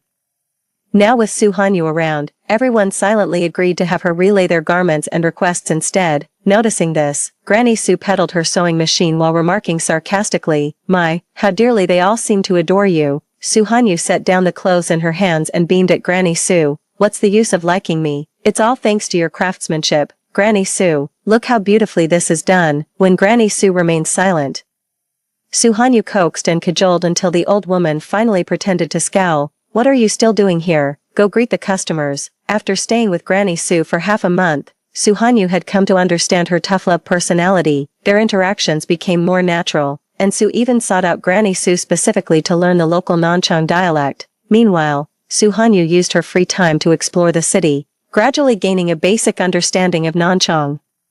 But as for what business to start, Suhanyu still hadn't figured it out yet. While cleaning one day, she stumbled upon those fabric scraps and suddenly had an idea. Learning the scraps were useless, Suhanyu gathered them up, recut and stitched them into hair ribbons. After finishing them, Suhanyu took advantage of her breaks to sell them at busy marketplaces. The high foot traffic in those areas made the hair ribbons sell like hotcakes.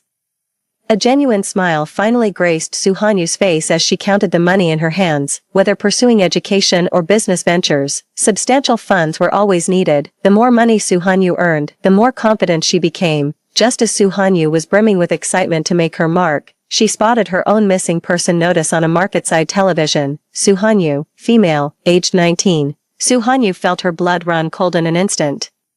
She thought no one would care about her disappearance except her parents. But this missing person notice clearly bore Shenlin's signature style. Suhanyu couldn't understand why Shenlin was so determined to haunt her this lifetime. Was it because she resented her for making Song Jincheng void that admission letter? For Lin Yu's sake, Shenlin could hate her this much. Her chest burned like a boiling cauldron of oil, pain and hatred coursing through Suhanyu's entire being. Yet she could do nothing but flee in disgrace to some deserted corner, letting fat teardrops streak down her cheeks. She wept for hours, her tears only subsiding as night fell. After much deliberation, Suhanyu decided to sell hair ribbons at remote street corners, but fewer passers-by meant even fewer customers. More often than not, she'd only manage to sell 1 or 2 ribbons a day. Suhanyu suspected her craftsmanship might be lacking. So she threw herself into perfecting the designs with growing diligence, sacrificing more and more sleep. One day while selling hair ribbons, exhaustion overcame her and she slumped against the wall, fast asleep. Yet when footsteps approached, she jolted awake instinctively. Chapter 8. Hello there, what can I get for you today? Suhanyu froze in place the moment she looked up. It was Granny Sue. All right. She scrambled to her feet. The usually silver-tongued woman at a complete loss for words. Without a word, Granny Sue simply walked away in the opposite direction, not daring to say another word. Suhanyu quickly gathered her things and followed with her head bowed, but as they walked, she realized this wasn't the way home, her heart pounding. Suhanyu was about to speak when Granny Sue suddenly stopped. Just leave it here. She looked up and found herself in a bustling marketplace. Though not as crowded as the market she'd visited before, it was far livelier than the street corners she usually frequented. Suhanyu stared blankly at Granny Sue and whispered, "Granny Sue, aren't you angry?" Angry? Granny Sue turned her back to Suhanyu and snorted coldly, "Coming home late every single day, and nowhere to be found when I look for you. Might as well drop dead out there one day. I wouldn't even know when my hired help's gone missing." Suhanyu's eyes welled up with tears as she rushed forward to embrace Granny Sue. After a long pause, Granny Sue finally returned the hug and said softly, "I saw that missing person notice. A young girl like you wouldn't have traveled all this way alone unless she was truly desperate. From now on, you'll be my little granddaughter. In time, no one will question it." Suhanyu nodded solemnly and hugged Granny Sue tightly. After that day, Granny Sue would subtly mention Suhanyu's status whenever customers visited the tailor shop. Soon, the neighbors learned that the new young helper was actually Granny Sue's granddaughter. Before this, everyone simply dismissed it as Granny Sue's eccentric temper, a petty act of resentment toward her long-absent son. Yet Granny Sue seemed to genuinely treat Suhanyu as her own granddaughter, relentlessly pushing her to master sewing and embroidery. Though Suhanyu showed remarkable talent, her late start made it impossible to immediately meet Granny Sue's exacting standards. Granny Sue was mercilessly strict, her scoldings leaving no room for excuses. The handkerchief dried only to be soaked again. Suhanyu had lost count of how many times she'd wept. For months on end, Suhanyu juggled college entrance exam prep with enduring Granny Sue's scolding while learning needlework, squeezing in time to sell handmade hair ribbons and trinkets. Every waking moment was consumed, her exhausted body collapsing into sleep the instant it touched the bed. The demons that once haunted her sleepless nights seemed to be fading into the distance. As time passed, things seemed to gradually fall into place. The backlog was slowly caught up on. Granny Sue's praises became more frequent, and even some bulk orders came in for the handmade accessories. Time flowed like water, and the dreamed-of future seemed to draw nearer with each passing day. July 1982. Graduation season. The air pulsed with cicada songs and sweltering heat that left people gasping. Just as Soo Han-yu finished taking group photos with her classmates, she bumped into Song Jincheng helping Grandma Soo along. She hurried over, taking the flowers from Song Jincheng's hands while scolding him. "Why did you bring Grandma out in this scorching heat?" Grandma Soo gently dabbed Soo Han-yu's forehead with her handkerchief and murmured, "Today's your graduation day, I insisted on coming. So don't blame Xiaojin, let Grandma get a good look at you." Soo Han-yu gently embraced Grandma Soo and spoke softly, "Graduation isn't really that big of a deal. But this heat is something else, wouldn't want anyone getting heat stroke. Grandma, you should take better care of yourself too." This marked Soo Han-yu's 5th year living in Nanjing. Despite her eccentric temperament, Granny Soo had taken an extraordinary liking to Soo Han-yu, treating her as her own granddaughter. Soo Han-yu originally planned to attend Beihua University, but ultimately chose Nanjing University, equally prestigious, for Granny Soo's sake. After the exams, she unexpectedly ran into Song Jincheng, who was visiting Granny Soo. It was then that Soo Han-yu discovered Granny Soo's long-standing friendship with Song Jincheng's grandfather. Granny Soo's children didn't disappear without a trace, they sacrificed their lives during a mission. All these years, Granny Soo refused to accept the truth, convinced they were just avoiding her out of spite, and consequently cut off contact with everyone else. When Song Jincheng heard Granny Soo suddenly had a granddaughter, he grew suspicious and came to investigate, only to run into Soo Han-yu instead. Learning about their connection, Granny Soo marveled at how fate had brought them together. Over the following years, they interacted frequently and gradually became close. After the graduation ceremony, Song Jincheng took Soo Han-yu and Granny Soo to the restaurant they'd reserved earlier. Granny Soo kept murmuring about the extravagance, yet couldn't suppress her beaming smile. When most dishes were finished, Song Jincheng turned to Soo Han-yu. "Now that you've graduated, what are your plans?" Thinking of visiting home, Soo Han-yu still seemed slightly uncomfortable at the mention of going home. After China's reform and opening up, Nanjing developed rapidly. Soo Han-yu used her earnings from hair accessories to establish a small studio, which later expanded into a company with multiple divisions including clothing and jewelry.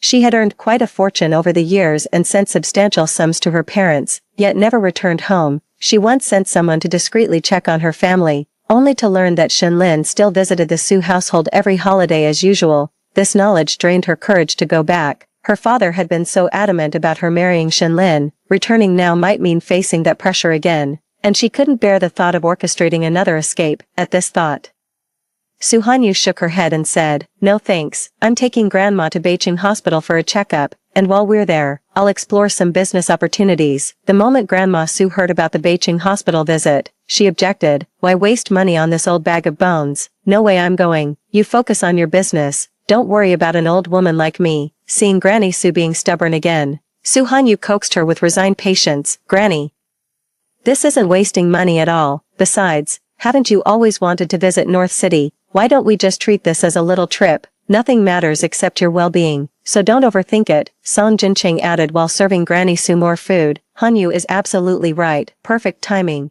I need to head to North City myself. Let's go together. While Han-yu handles the business matters, I'd be happy to show you around North City."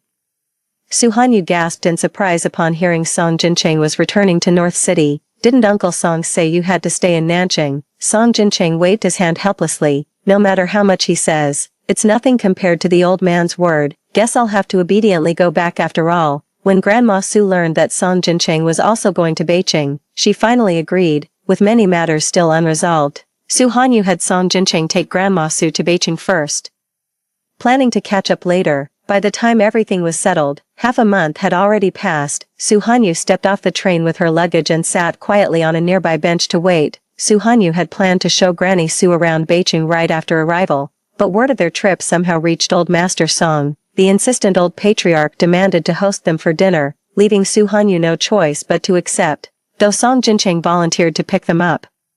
Last-minute duties forced old Master Song to send someone else instead. Soo Han-yu wanted to decline the arrangement, but yielded to the elder's stubborn insistence. Fortunately, she didn't have to wait long before a young man in black came running toward her. "Hello, you must be Miss Soo." Soo Han-yu quickly rose to her feet and asked gently, "You must be Comrade Zhang." Zhang Jiping scratched his head sheepishly. "Miss Soo, Brother Song has already made all the arrangements, just call me Xiao Zhang. I'll take you to the Song residence now." As they chatted while getting into the car, a familiar face unexpectedly came into view the moment the door opened. Suhanyu's blood ran cold the moment she recognized the approaching figure, her grip on the suitcase nearly failing her. Unaware of Suhanyu's distress, Zhang Jiping explained, "This is our regimental commander Shen. Elder Song happened to have some business with him, so we gave him a ride," noticing Suhanyu's silence.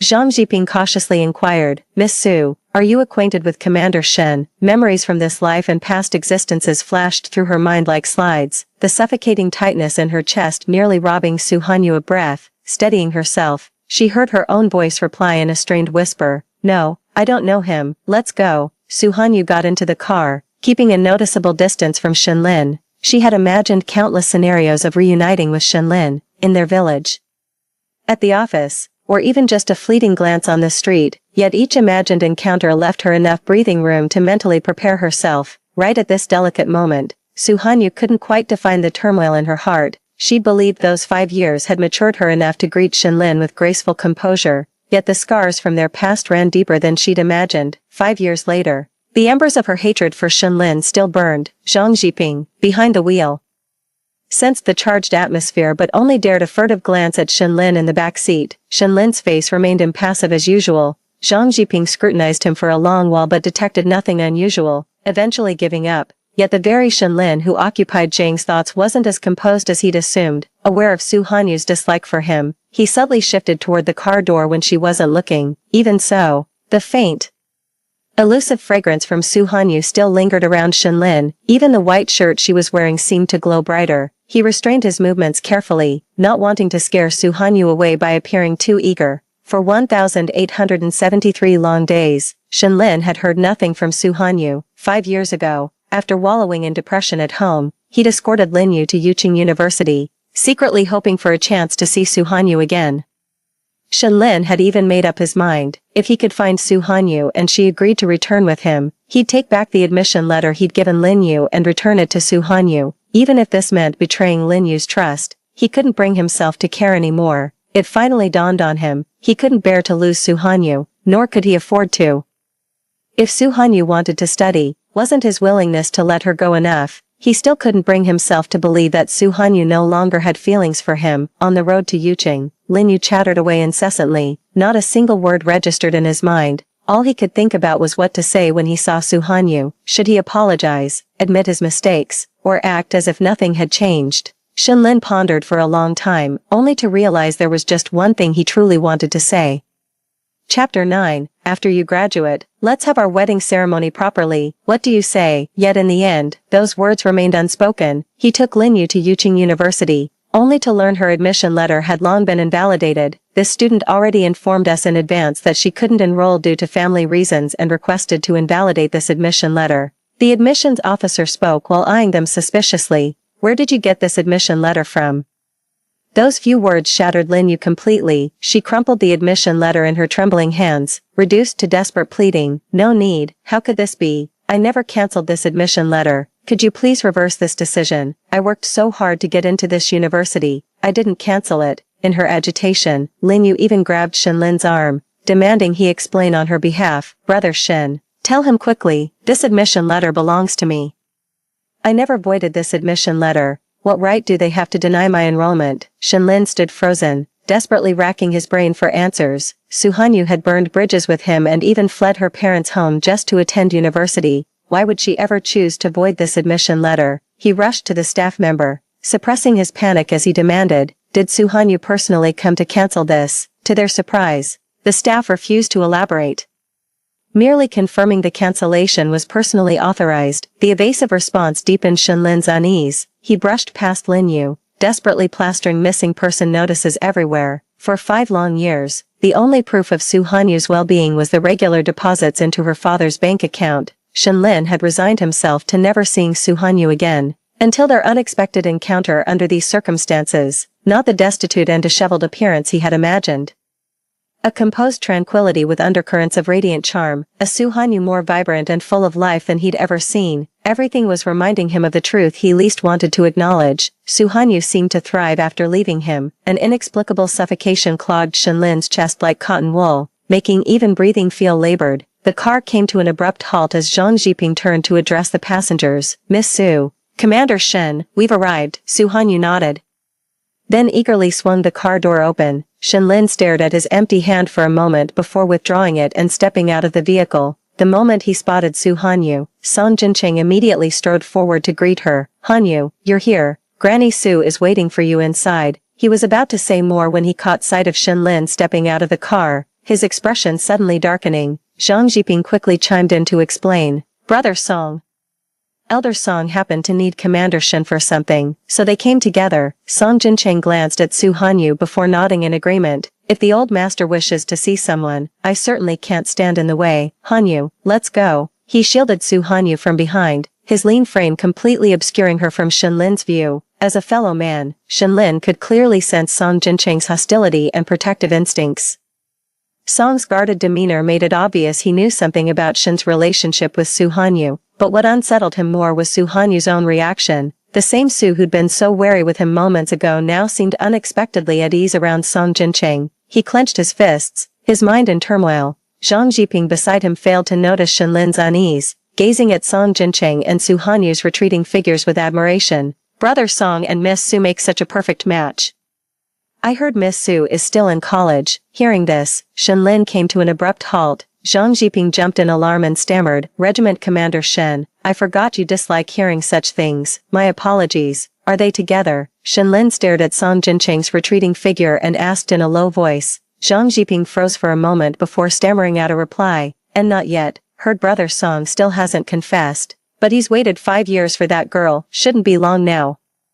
5 years, Shenlin's heart clenched as he instinctively recalled Su Hanyu's disappearance 5 years ago. The village was miles from the station with no carts or bicycles, yet Su Hanyu somehow caught that train in under 6 hours. The vagrant's words echoed in Shenlin's mind once more. The identity of that mysterious man from 5 years ago was suddenly revealed at this moment. Steadying himself, he instinctively quickened his pace to catch up with the pair, left behind. Zhang Zhiping wore a puzzled expression as he muttered to himself, didn't Commander Shen always dislike people prying into his private affairs? What made him take the initiative to ask this time? On the other side, Song Jincheng wasn't as composed either, frowning as he spoke. That was thoughtless of me. I forgot to ask Xiao Zhang if he'd arranged for anyone else to accompany you. He didn't do anything to you, did he? Su Hanyu shook her head, recalling Shenlin's demeanor as she spoke. Besides, 5 years have passed. He's probably forgotten all about what happened back then. By now, he's likely with Lin Yu. Why would they care about a runaway bride like me? Seeing Su Hanyu's indifference, Song Jincheng silently swallowed the words on the tip of his tongue. As a man, he could naturally see through Shenlin's calm exterior to the covetous gaze fixed upon Su Hanyu, like the desperate frenzy of a man spotting water after 7 days in the desert. But he had no intention of sharing this with Su Hanyu. He didn't want Su Hanyu to resent Shenlin. Hatred often stems from lingering attachment. The more indifference shown, the clearer it would prove Su had moved on from their past relationship. What chance did a jilted ex-fiancé, someone who never even made it to marriage registration, possibly stand against him? At this thought, Song Jincheng grew even more pleased.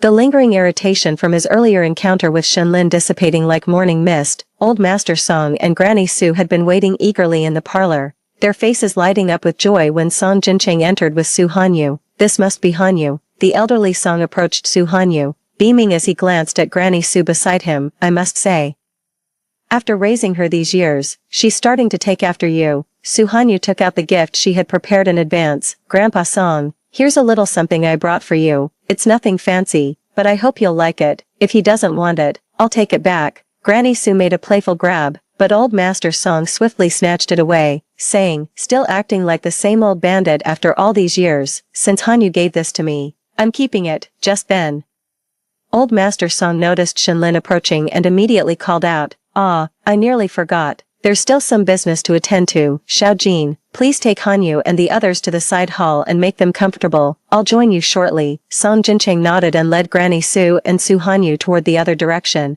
As she passed by Shenlin, Su Hanyu thought she saw his hand reaching toward her, but only for a fleeting moment. When she looked more carefully, she found Shenlin's hand still resting properly at his side. She brushed off this little incident and soon stopped thinking about it. After about half an hour, Elder Song wrapped up his business and invited everyone to chat. casually extending dinner invitations to Su Hanyu and Granny Su. Granny Su and Elder Song were old comrades in arms who couldn't stop talking after years apart. Su Hanyu and Song Jincheng joined them, hearing many old stories and even drinking a few toasts when the reminiscing got particularly animated. By the time the feast ended, night had long since fallen. Old Master Song insisted on having Granny Su and Su Hanyu stay overnight, but both declined as they weren't accustomed to sleeping away from home. Seeing their refusal, the old man instructed Song Jincheng to escort them back to the inn. Tipsy from the rare indulgence of alcohol, Granny Su became increasingly talkative, clutching Su Hanyu's hand while chattering nonstop.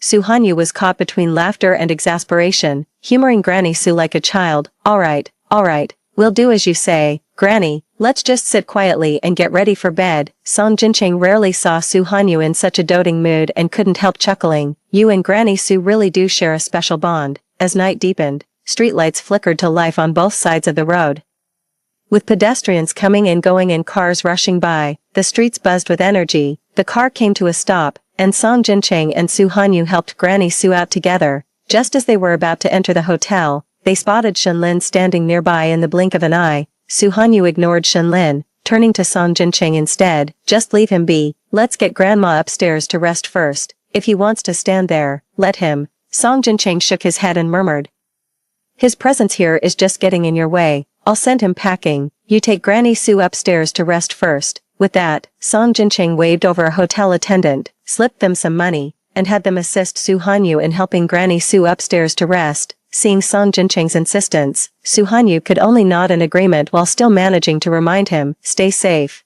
Just ignore them if they won't listen to reason. Song Jincheng stood still, watching Su Hanyu enter the hotel until the room lights flickered on. Moments later, he looked down and immediately spotted Shenlin approaching him. Commander Shen, what brings you to such lowly pursuits as tailing people? Shenlin tilted his head upward, watching the newly illuminated window as he spoke. This is North City's finest hotel. I didn't need to follow you to know you'd book here. Song Jincheng sneered upon hearing this. No wonder Hanyu hasn't wanted to mention you all these years.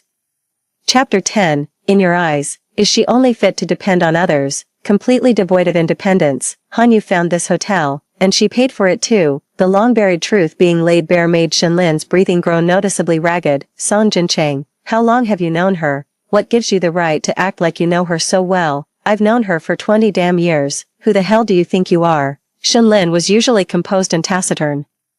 Apart from that incident with the homeless man, this was only the second time he'd ever lost his temper and spoken so rudely. Seeing Shenlin's furious expression, Song Jincheng sneered, what does 20 years even mean? You only forced Hanyu into that sham wedding after 2 decades anyway. Oh right, you never even filed the marriage paperwork. She's not even legally your wife. A rare smirk played on Jin Cheng's lips, sending Lin into such a blind rage that he grabbed the other man by the collar. If it weren't for you, Hanyu would have been my wife by now. A sharp rebuke rang out as Hanyu came running, breathless, wrenching Lin's hand away and shoving him back. Lin Shen, we stopped being anything to each other 5 years ago. What are you still making a fuss about? Su Hanyu watched Shenlin warily, shielding Song Jincheng behind her as if anticipating some hostile move. A flicker of hurt flashed through Shenlin's eyes as he saw Su Hanyu's protective stance. He took a deep breath, suppressing his irritation before speaking. Hanyu, we're married. He deceived you, took you away and kept us apart for 5 whole years. Shenlin, snap out of it. Su Hanyu stared coldly at Shenlin and said without hesitation, Song Jincheng never deceived me, let alone abducted me. I went with him willingly from start to finish. In fact, I was the one who asked him to take me away. Leaving you was exactly what I wanted. As for this so-called marriage you keep mentioning, without a marriage certificate, the law won't recognize it. If you keep harassing me, don't blame me for calling the police. With that, Su Hanyu took Song Jincheng's hand and walked away. Shenlin instinctively moved to follow, but stopped himself mid-step. He stood frozen in place, watching helplessly as the two figures vanished from sight. A bitter ache welled up in his chest, spreading through his limbs like unrelenting poison. Shenlin couldn't comprehend, had Su Hanyu's shove really been that forceful? Nothing else could explain why even breathing had become this agonizing. Shenlin stood rooted to the spot for what felt like an eternity, only beginning his slow walk back after most streetlights had dimmed and the roads lay deserted. As he reached the apartment building, Lin Yu, who'd been waiting all this while, suddenly sprang out at him. "Brother Shen, what took you so long? Did something happen?" Shenlin gazed at Lin Yu for a long while, yet never mentioned running into Su Hanyu earlier that day. "How's your exam preparation going?" When the admission letter was invalidated, Lin Yu had no choice but to return to the village since she couldn't attend university. Shenlin pulled every string to secure Lin Yu a chance to return to the city. When Lin Yu's mother saw she failed the college entrance exam, she decided to marry her off, planning to use the bride price for her brother's wedding. Desperate, Lin Yu threatened suicide, but when her mother remained unmoved, she turned to Shenlin for help. Shenlin initially offered to pay the bride price himself, but to his surprise, Lin's mother was dead set on marrying her daughter off. Left with no choice, Lin Yu sought out Shenlin once again. "Brother Shen, I don't want to get married. I want to go to university. Why don't you marry me instead? I promise I won't be any trouble. I'll focus on studying for the college entrance exams." She'd expected Shenlin to agree, but to her surprise, the man who'd never denied her anything before refused. "My wife is Su Hanyu. I can't marry you." But she ran away. Lin Yu clutched Shenlin's arm desperately, pleading hysterically, "Besides, you never even got a marriage license. You're not legally married, Brother Shen. You promised my father you'd take care of me. Are you going back on your word?" Shenlin kept his promise. He spent his entire savings to buy Lin Yu 5 years. As long as she could get into college within that time, her mother wouldn't force her into marriage. 5 years had passed. This was the final chance. Lin Yu immediately understood Shenlin's implication. She halted mid-step, her expression crumbling. "Brother Shen, is this really all we have left to talk about?" A sudden wave of exhaustion washed over Shenlin as he pressed his fingers to his temples. "It's getting late. You should rest now." "I'm tired. Going to bed." He ignored Lin Yu's pestering and headed straight upstairs. Lin Yu bit her lip unconsciously as she watched Shenlin's retreating figure. Ever since Su Hanyu left 5 years ago, Shenlin's attitude toward her had changed significantly. If not for her using past favors as leverage, Shenlin would have long since abandoned her. She had believed 5 years would be enough to melt even the hardest heart, yet Shenlin remained as unresponsive as a block of wood, refusing to relent, and today his indifference cut deeper than ever. Lin Yu's intuition told her something must have happened to Shenlin today. After pulling Song Jincheng into the hotel, Su Hanyu immediately released his arm and looked at him apologetically. "Sorry for troubling you just now." Song Jincheng felt the lingering warmth on his arm and smiled, tucking his hand slightly behind his back. "No need to be so formal with me. Shenlin clearly hasn't given up on you yet. Let me stay by your side for now." Su Hanyu shook her head helplessly. "You rarely get time off. Don't waste it on me. Besides, you've already done so much for me over the years. I'd feel terrible troubling you any further." Su Hanyu's words rang with sincerity, her gaze upon Song Jincheng as clear as spring water, utterly devoid of coy pretense. Song Jincheng found himself momentarily spellbound by her expression. "Is something wrong?" Noticing his dazed state, Su Hanyu inquired with puzzled concern. Song Jincheng jolted awake, then instinctively smiled as he reached out to ruffle Su Hanyu's hair. "I don't find it troublesome at all. Besides, Granny Su was the old master's dear friend. Out of respect for her, I should naturally look after you. Aren't we going to the hospital tomorrow? Just wait for me properly." Without giving Su Hanyu a chance to refuse, Song Jincheng turned and strode away, his retreat bearing an almost panicked air. Su Hanyu felt something was amiss, yet couldn't quite grasp the thought. She climbed the stairs back to her room, only to find Granny Su standing by the window. "Grandma, why aren't you in bed yet?" Su Hanyu hurried over and followed Granny Su's gaze, just catching sight of Song Jincheng, who kept turning back every few steps. Chapter 11. But Granny was standing in such a concealed spot that Song Jincheng probably couldn't see her. "Hanyu, was that young man today the one you almost married?" Granny Su grasped Su Hanyu's hand and asked earnestly. Su Hanyu took a deep breath, unable to bear keeping the truth any longer, and nodded. "I never thought I'd run into him in Beijing after 5 years, but I've made myself clear to him. He shouldn't bother me again." Granny Su gently stroked Su Hanyu's cheek and said softly, "Hanyu, you know too little about men. He won't give up. Actually, there's one more thing I need to ask you. What exactly are your thoughts about Xiao Jin?" Su Hanyu looked perplexed as she grasped Grandma Su's hand. "What does this have to do with him? Shenlin is Shenlin. I can handle things between us. I don't need his help." Seeing Su Hanyu's clueless expression, Granny Su sighed in frustration. "Who mentioned Shenlin? Can't you see Song Jincheng treats you differently?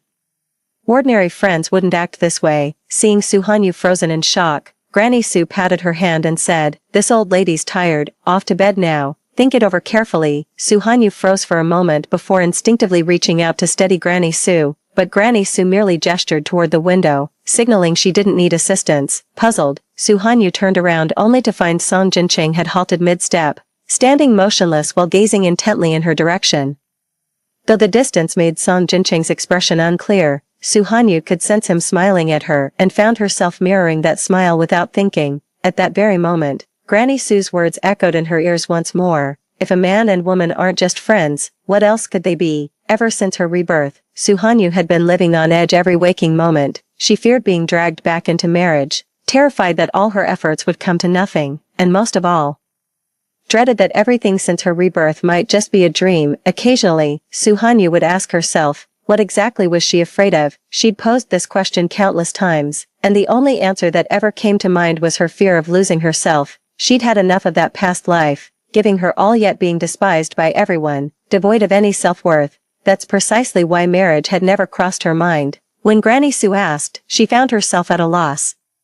Her tangled thoughts seeped into her dreams, turning them into chaotic messes. It felt like wading through quicksand, each step precarious, never knowing when the next might plunge her into suffocating depths. Gasping for air, another memory surfaced in her mind. It was 1 month before her college entrance exams when the nightmares began haunting her nightly. The dreams resurrected memories of her past life, Madame Shin's torment, the insolence of the Shin siblings, and chaotic trivialities that coiled around Soo-hanyu like creeping vines, leaving no room for anything else. As time passed, the vines transformed into puppet strings, manipulating her exhausted self into a marionette. The strings carved into her flesh, stripping away her former elegance and composure. Everyone only blamed her for not trying hard enough or being resolute, while turning a blind eye to the real culprits pulling the strings. The relentless nightmares caused Soo-hanyu to waste away, her spirit withering along with her gaunt frame. Just then, Song Jincheng unexpectedly appeared before her with a handful of morning glories. They say these flowers have magic. They can banish nightmares and bring peaceful sleep.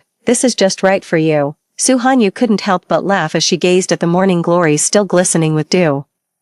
Aren't you supposed to be a materialist warrior? Grandpa Song will scold you if you mess with these flowers, Mom. To everyone's surprise, Song Jincheng magically produced a small pouch and grinned at Soo-hanyu. A materialist warrior naturally comes prepared with medicine for you. Don't worry, the doctor confirmed there are no side effects, won't interfere with your studies. As for these morning glories, consider it a materialist's rare moment of idealism, no big deal anyway.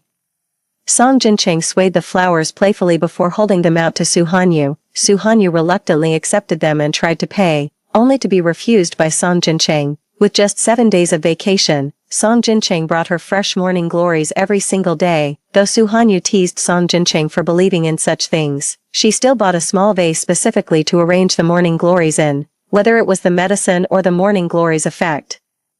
Soo-hanyu truly stopped having nightmares and could finally sleep soundly through the night. She thought the morning glory deliveries would end after 7 days, but unexpectedly on the 8th day, a child appeared holding the flowers and earnestly told her, "Brother Song asked me to give these to Sister Sue." Soo-hanyu was about to refuse when the child spoke up earnestly. "Brother Song covered my grandpa's medical bills. He said this counts as payment for the flowers I deliver to you every day.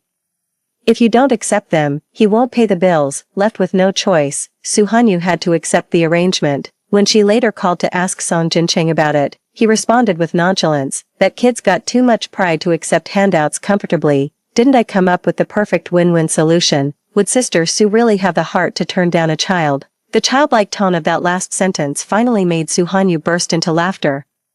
Only after her college entrance exams did she learn the morning glories in South City grew near the boy's home, but were over 10 kilometers from Song Jincheng's residence. The boy could reach her in just an hour, while Song Jincheng needed 3. For those 7 days, he rose before dawn each morning to pick the freshest, most beautiful morning glories, determined to deliver them at their prime. The morning glories from years ago seemed to mysteriously work their magic once again. Bang!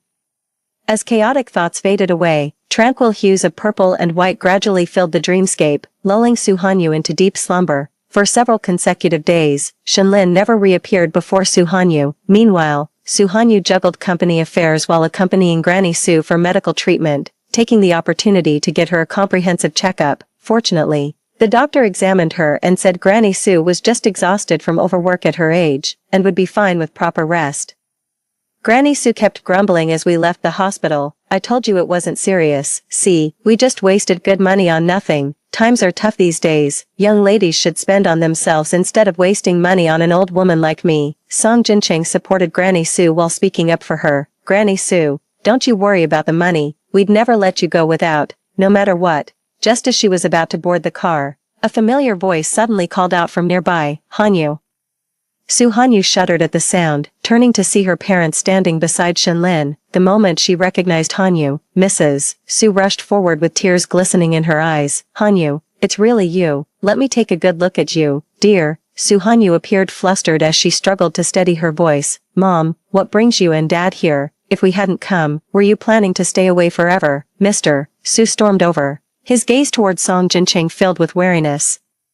Shaolin told me everything. You're the one who took Hanyu away, aren't you? Do you realize I could call the police on you? Madame Su quickly grabbed her husband's arm and scolded him. What nonsense are you saying? Who was it that kept regretting driving Hanyu away back then? Now that we've finally found Hanyu, must you really drive her away again? Father Su glared at Mother Su and said angrily. I initially thought she'd met with foul play or was being coerced.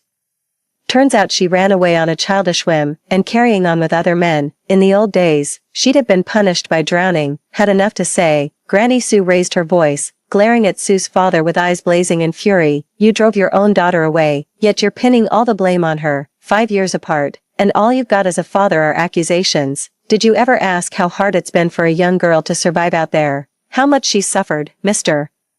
Su froze momentarily before snapping back. She brought this on herself. She deserves every bit of it. Seeing Granny Su about to lose her temper again, Su Hanyu grasped the old woman's hand and took a deep breath. I'm the one suffering. But even if I endure the worst hardships out there, I won't obey you and return to marry Shenlin. After all, in your eyes, a daughter who can't marry Shenlin might as well be dead, isn't that right? Almost the instant these words were spoken, Su Hanyu's father raised his hand and struck her hard across the face. Everyone froze in shock. Even Su's father stared at his own hand with disbelief. Hanyu, Song Jincheng immediately turned to look at Su Hanyu's face, his heart aching as he spoke. Let me take you to see a doctor. Su Hanyu stopped Song Jincheng, holding back tears as she spoke. I'll take this slap. Since he loves Shenlin so much, he might as well adopt him as his son and disown me as his daughter.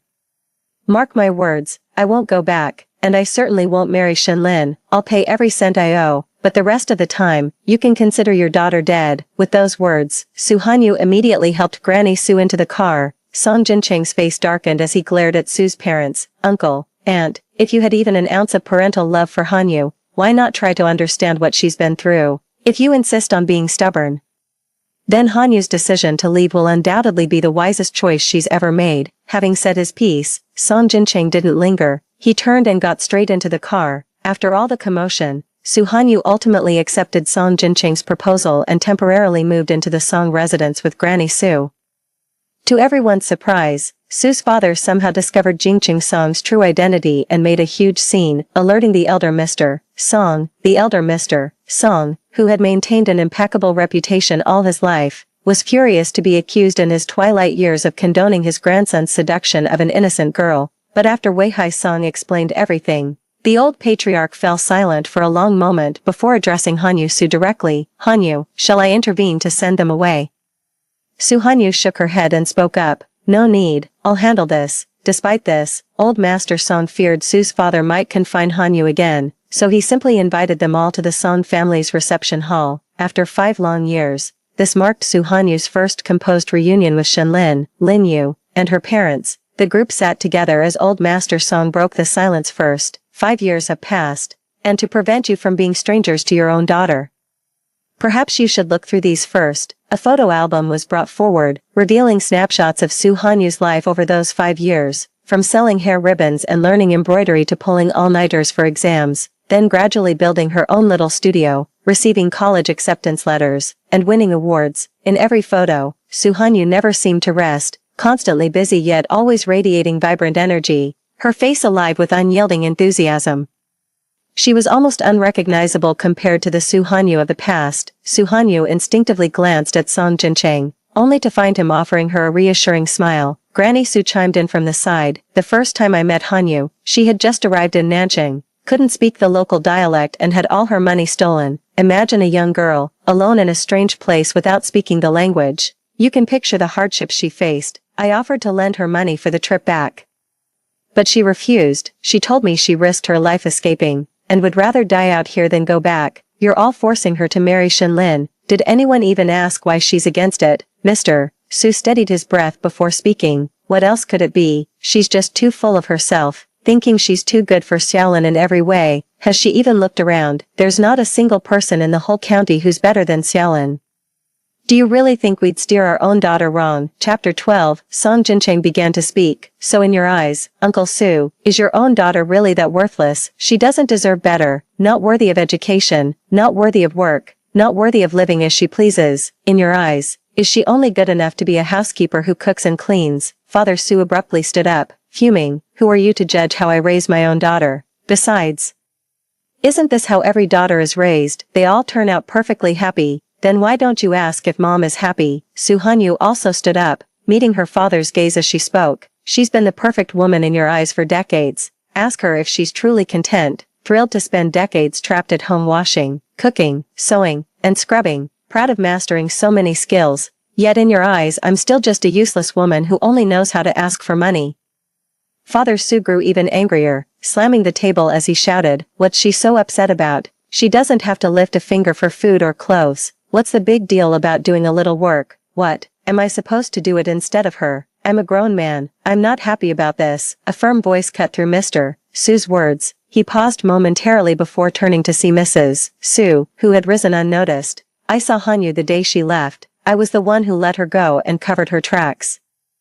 Hanyu was right. I'm not happy about this. I don't need you to survive. I've got 2 hands and 2 feet. People would call me capable. I married you, yet you think all I do at home is eat and laze around without lifting a finger. You complain about work stress, but what about me? Managing social obligations, laundry, cooking, cleaning, caring for elders. None of that is exhausting. What gives you the right to judge me like this?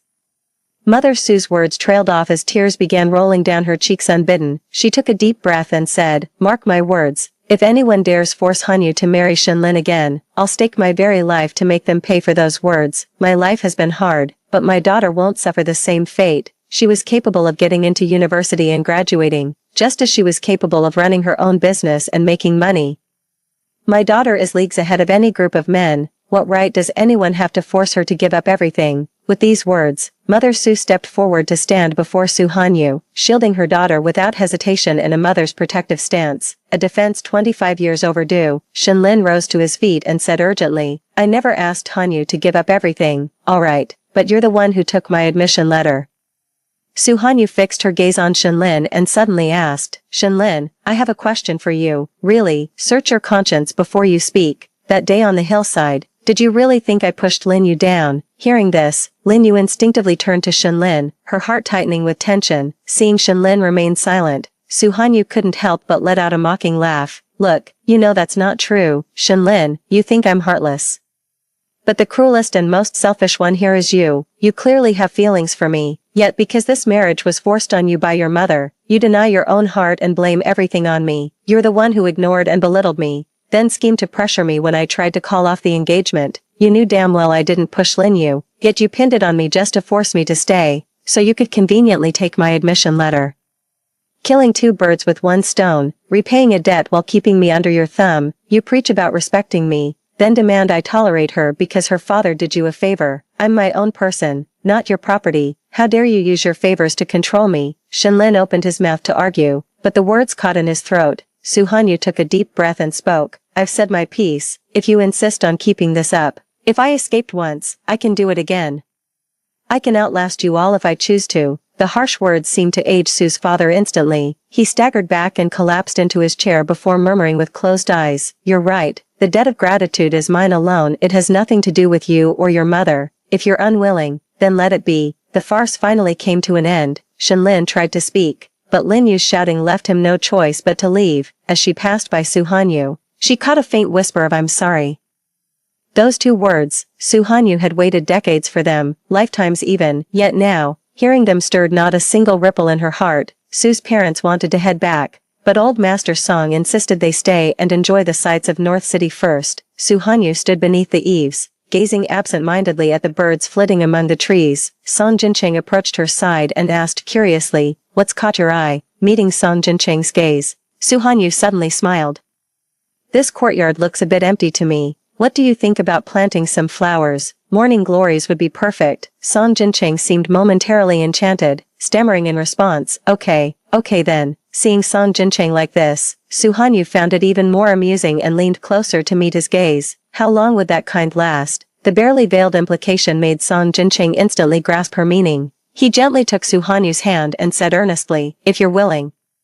Even for a lifetime. Story 2. When his family business suffered a devastating blow, to help him, I took matters into my own hands, deleting his childhood sweetheart's confession and forcing our arranged marriage. When he learned the truth, his hatred for me knew no bounds. Though we were husband and wife, we became complete strangers. He said I'd ruined his life. The toxic marriage drained my spirit, and I died before turning 30. When I opened my eyes again, I'd miraculously been reborn at the moment his family business collapsed. This time I won't make choices for him. I'm living my own life. 1. At what was supposed to be my birthday banquet, Su Lingjun arrived with Yan Wan as his date, the picture-perfect couple. So this is Su Lingjun's unforgettable first love. She looked around with sparkling eyes, convinced she was about to enter high society. Little did she know. The Su family business had suffered devastating losses and was on the verge of bankruptcy. Without a substantial capital injection, they'd soon be unable to afford even the clothes on their backs. Clearly, Lingjun Su remained completely oblivious to the impending crisis. Otherwise, with all these big shots gathered here, he should be busy networking to see if anyone would lend him a helping hand. Instead, he's putting on airs like some spoiled young master, flaunting his arm candy everywhere. Exactly, in the business world, there's no such thing as goodwill. Everyone's in it for profit. One less person to share the pie is always welcome. Who'd bother to warn him? I want to see if, without our political marriage this lifetime, he can still turn the tide with his tactics as he claimed in our past life. Yan Wan clung to his arm with a gentle, graceful smile. Su Lingjun once said what he loved most about Yan Wan was her artless innocence, pure as a flower. Back then, whenever he got drunk, his eyes would turn bloodshot as he listed all my faults before saying, you ruined me. I never imagined you could be so malicious. Now everyone calls me a gold digger. Happy now. He seemed to have forgotten how overjoyed his parents were during the arranged marriage, and how desperately he'd pleaded for my help when his business was failing. Indeed, without me stirring the pot, they'd actually be together by now. I'm curious to see how Yan Wan, an art major, could possibly help him turn things around, drop the savior complex and embrace the petty life. I'll live my best life while casually observing his downfall. 2. Looks like your childhood sweetheart has found someone new. I shot Qin Yaozhou an annoyed look, as if he wasn't your childhood friend too. Aren't you two practically brothers from different mothers? Thick as thieves. The three of us grew up together, we're practically joined at the hip. So when the Su family ran into trouble, I did everything in my power to help. Our parents' generation maintained contact, though not particularly close. Even with close ties, no one would willingly put themselves at risk for others. But a marriage alliance would change everything. That's why I chose to be with him, even though I did have genuine feelings for him. But it was nothing more than affection. Back then, I couldn't understand how marriage could make someone become a completely different person. Before marriage, he was gentle, considerate, and attentive to every detail. After marriage, he became brutally honest with his words. If he truly didn't want to, he could have refused, couldn't he? Instead of agreeing to marry me only to torment me to death afterward. You can't have your cake and eat it too, wanting both love and money. Qin Yaozhou shook his head with a mocking laugh. I don't have any dim-witted brothers like that. Still, I should thank him. I took a sip of champagne and smiled, for sending business your way. Profit drives merchants. Does Su Lingjun really wonder why his family business collapsed so swiftly? Even a minor misstep, left uncorrected, will have these vulture-like merchants circling to tear you apart. Starting tomorrow, I'll officially join the family business. If I cross paths with them, I won't hesitate to take my share too. The cake baked with old grudges seemed to have a peculiar flavor. 3. Su Lingjun also joined the family business as its CEO. Yet he clearly had no clue how to salvage a failing enterprise, still clinging to his spoiled young master ways, flying into rages at the drop of a hat, treating everyone like they're his family's employees. Perfect. The talent you don't want, I'll take them. Yan Wan joined the company as a secretary, and the two became inseparable, their relationship heating up rapidly. At the dinner gathering, everyone fawned over the perfect match, a brilliant man and a beautiful woman. Su Lingjun was thoroughly enjoying the flattery. Little did he know, everyone was just waiting to see him make a fool of himself. I'm growing rather weary of this spectacle. watching the oblivious pair basking in everyone's fawning admiration, shooting a sidelong glance at Qin Yaozhou. Don't invite me to these kinds of gatherings anymore. Qin Yaozhou chuckled. Not your scene, I smiled back, swamped, under the dim lighting. Qin Yaozhou's expression was unreadable. Too busy for what? Can't spare time for a decent meal, yet you'll show up just to watch these clowns make fools of themselves. I chuckled dismissively, as if I'd tell him I'm now tackling the tough nut the Su family couldn't crack, the very prize the Qins have been salivating over. Ha ha ha, while you're here playing star-crossed lovers, I'm making my big money move. Why does young Master Qin sound like a jilted husband? Qin Yaozhou remained silent, merely glancing at Su Lingjun with an amused smile. Heard you proposed. Wedding bells are ringing. The crowd erupted in playful cheers. Shouldn't young Master Su treat everyone today? Who knows if young Master Su will still be allowed to attend bachelor parties after this? Hey sis, you keeping him in check or what? Su Lingjun basked in the spotlight, though she couldn't shake the feeling there were hidden meanings behind their words. Yan Wan, however, didn't pay it any mind at all. Surrounded by a group of wealthy heirs, she felt absolutely euphoric. Nestling shyly against Su Lingjun, she murmured softly, meeting Lingjun is truly my greatest fortune. I heard you're his childhood friends. Thank you for looking after him all these years. I'll be taking over his care from now on. The words sounded grateful but carried territorial undertones. Drawing everyone's attention to Qin Yaozhou and me, I waved it off. Listen to you. People might mistake us for Xiao Su's parents rather than childhood friends with that introduction. The room erupted in laughter, even drawing a smirk from Qin Yaozhou. Su Lingjun finally sensed something was off. Tan, did I upset you? Why are you being so sharp with me? Yan Wan covered her mouth and cooed playfully. Is big sister upset because I stole brother away from you? Such amateur tea brewing tactics. Did they really think I'd fall for that again in this lifetime? Not at all. You two deserve each other. May you stay happily entangled forever. Qin Yaozhou chimed in to smooth things over. She's just been swamped with work lately and feeling a bit stressed, Su Lingjun remarked. A woman's place is taking care of her husband and children. Work matters should naturally be left to men. The crowd responded with awkward half-smiles, none voicing agreement. This left Su Lingjun, accustomed to being the center of attention, visibly unsettled. He frowned. So you're handling the Sanqing Bay project lately? I raised an eyebrow, neither confirming nor denying. He continued, this project's too big for you to handle. Just hand it over to me. We grew up together, I'd never screw you over. His presumptuous tone nearly made me burst out laughing. Seriously, how come I never realized Su Lingjun was practically immortal? Has he been alive since the Qing dynasty or what? My apologies. I chuckled, raising my glass. The contract's signed and construction begins shortly. No need to trouble young Master Su with such trifles. Su Lingjun's face grew more irritated. What's with this tantrum? Are you upset because I'm seeing someone? Knowing he'd never say anything decent, I quickly covered my mouth and pretended to gag. Excuse me, I feel sick. Need some fresh air. Aren't you buying? The words Su Lingjun blurted out were swallowed back down. I knew exactly what he wanted, for me to foot the bill. He's gotten used to doing things like this, though our families were equally well off. He had a younger brother to support, so his parents' allowance was never enough for his spending. That's why in our past lives, I was both his childhood friend and his personal ATM, but this ATM's out of service now. For the sake of his pride, he had no choice but to pay up obediently. Watching him bleed money was actually quite satisfying. Once outside, I dropped the drunken act completely. Humming a tune while waiting for my ride, gotta admit, this whole spectacle really helped me unwind after a grueling workday. After I left, Qin Yaozhou sent me a message. It showed Su Ling paying with a scowl while Yanwan was busy adding people on WeChat. I just smiled without saying anything. Surprisingly, Su Ling actually forwarded the payment receipt. P.S. Today's expenses. Normally, I'd have the sense to reimburse him, but guess what? This lady ain't handling finances anymore. Replied, congrats. Young Master Su's being so generous must be true love with your girl. Su Lin still hasn't replied. No idea if she's pissed off. Ha ha ha. Seeing him fuming just made my day. Just like now I've no clue how those two got together. I was clueless back then too. The three of us attended the same university. Our parents always told us to look out for each other. During my free time from studies, I'd always bring Su Lingjun along for activities. Even so, I still don't know how those two actually met.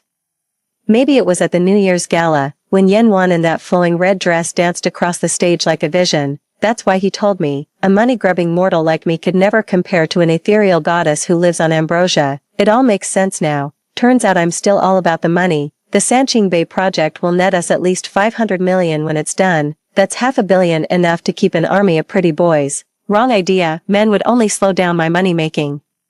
But Su Lingjun didn't seem to give up yet, even speaking with a tone of self-sacrifice. Since you've already signed the contract, I'll reluctantly work with you. We'll split the profits separately later. I nearly laughed out loud. The audacity. He must be desperate by now. The company's probably in the red, and if they don't cover the deficit soon, they'll be heading straight for bankruptcy liquidation. But why on earth would he think that condescending tone is appropriate when asking for help? Then again, why should I turn down easy money? If I'm making a profit, why bother sharing with others? Hard pass. No need to trouble President Su with my little project. In other words, go find somewhere else to bother. I'm not at your service. Perhaps my sudden shift from my usual submissive demeanor left Su Lingjun unsettled. As he fell silent, he only said, Tan, why are you still upset? Think it over when you've cooled down. Back when I got angry, he'd always tell me to calm down first. Then come back when I'd sorted my thoughts to give him an out. I used to think it showed his rationality and emotional maturity, but now I realize it just meant he didn't care. Since it didn't matter to them, my anger meant nothing. All that was needed was to pamper them like before once it was over. 5. I never expected our reunion to come so soon, at a cocktail party following an auction. At that moment, I'd just won the bid for a gemstone called Dusk Cloud. That carmine red gem cost me tens of millions. What could I do? The daughter of the Sanching Bay project tycoon had her heart set on it. I'm not trying to bribe anyone, just looking to make a friend here. That's when I spotted Su Lingjun and Yanwan in her short skirt with black stockings. Even Su Lingjun's perpetually aloof expression now carried a hint of distress as he scanned the crowded room, visibly at a loss for how to proceed. True to form, he'd always hated socializing, preferring to let others initiate conversation. In an instant, his status shifted. How should he maintain dignity while speaking to those who could alter his family's fortunes? Suddenly, he spotted me, his eyes lighting up. I remained composed, casually clinking glasses with the person before me. Tan, Su Lingjun called out urgently. I didn't miss that fleeting moment when Yanwan lowered her eyes, brimming with bitter jealousy and resentment. I remember, this was the exact look I used to wear most often in the past. It's the look of unwillingness, the unwillingness to accept that your beloved still carries another woman in his heart. But now that I've cut ties with them, why would Yanwan still look at me like that?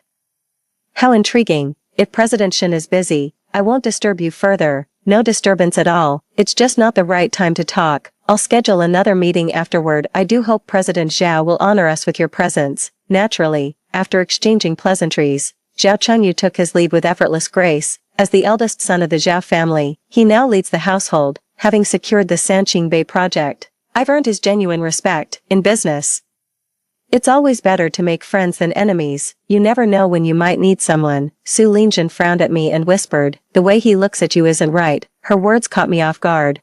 My intentions aren't exactly pure either. Since when did business become about feelings? Seeing Su Lingjun's hesitant expression, I suddenly understood exactly what he wanted to say. In our past life, when he saw those men fawning over Yanwan, he wore the same genuinely worried expression.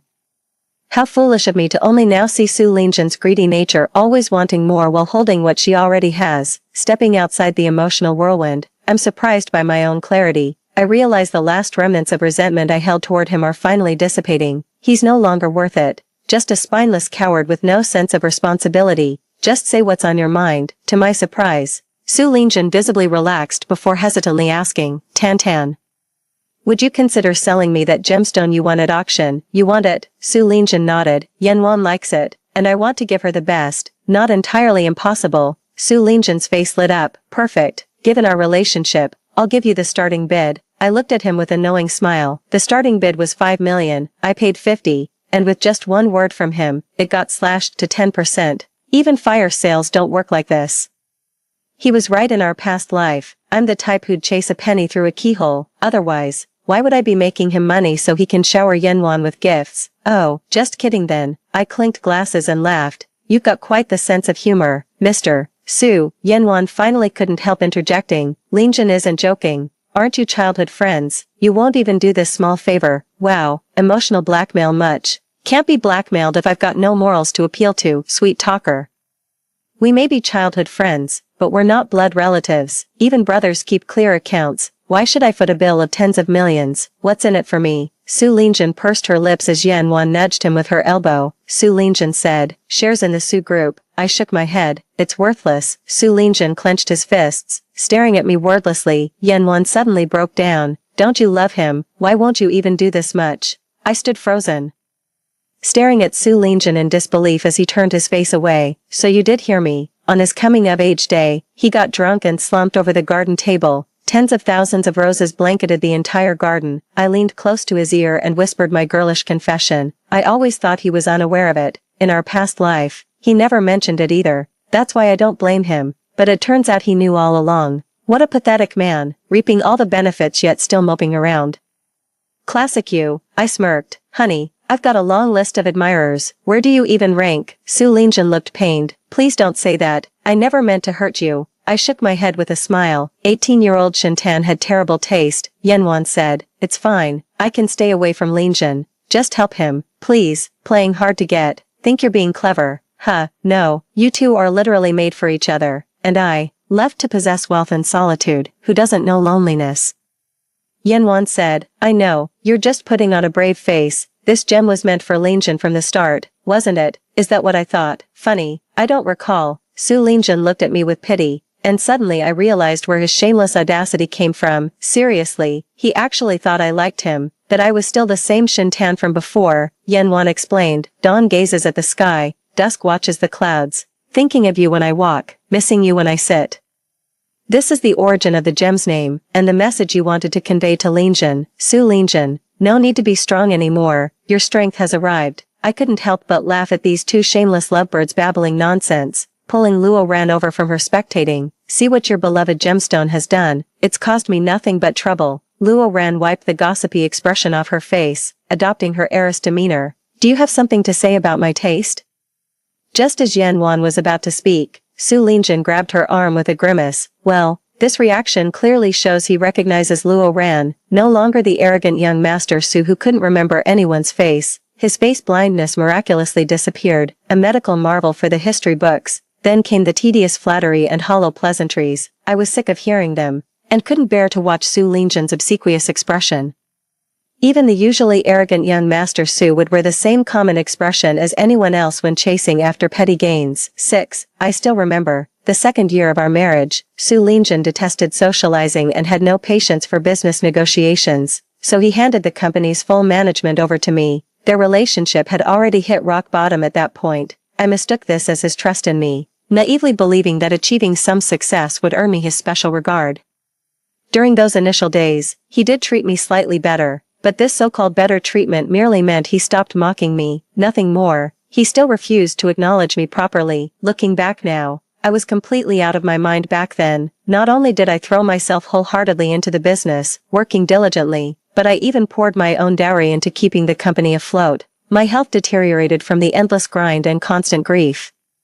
Yet I still pushed myself to the limit, drinking myself half to death just to land a contract. That's how I mastered the art of social finesse, through those tough lessons. I owe him my gratitude, otherwise I'd never have become this adept in the business world. I still remember, it was a rainy night, autumn rains bring winter's chill, and there I was returning from a client dinner in thin clothes, entering the villa through the courtyard gate. Su Lin sat on the balcony, lost in melancholic reverie.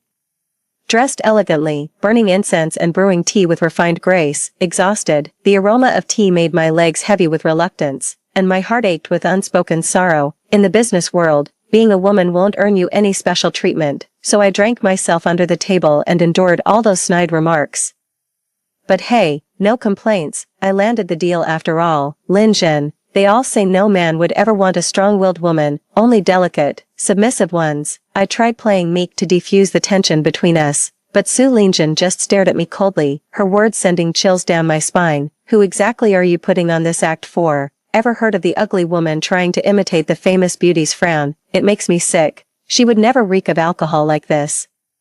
I couldn't tell which was colder, the autumn rain or my heart. Is this really the only way? Su Lingjun nodded, never once looking in my direction the entire time. Nothing hurts more than a dead heart. From then on, I stopped trying to mend our relationship, only questioning myself in the stillness of night. Did I make a mistake? Maybe. So in this lifetime, I've corrected my mistakes and stayed on the right path, just to see how far they can actually go. 7. Truth be told, I eventually didn't have the energy to keep up with Su Lingjin's affairs. Managing projects isn't as easy as they make it look in movies. It's not just sipping tea and chatting before everything wraps up. In the following days, I was swamped with work from dawn till dusk. Unlike my past life, I was in remarkably high spirits this time around. Having lived through a lifetime already, I developed razor-sharp business acumen. This project will make people filthy rich.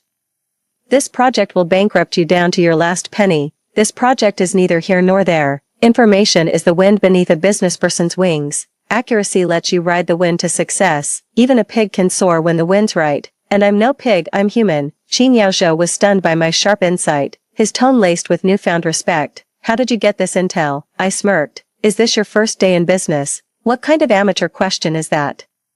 How could he forget the basic rule, never question the source of information? Qin Yaozhou chuckled. That's so like you. That's me. Maybe, even in my past life. Before my mind went haywire, I was quite the business whiz. Even when love struck later on, my career kept climbing steadily, though back then, Qin Yaozhou's attitude toward me wasn't nearly as good as it is now. Unlike the present, he didn't build his career domestically but pursued his artistic dreams abroad instead.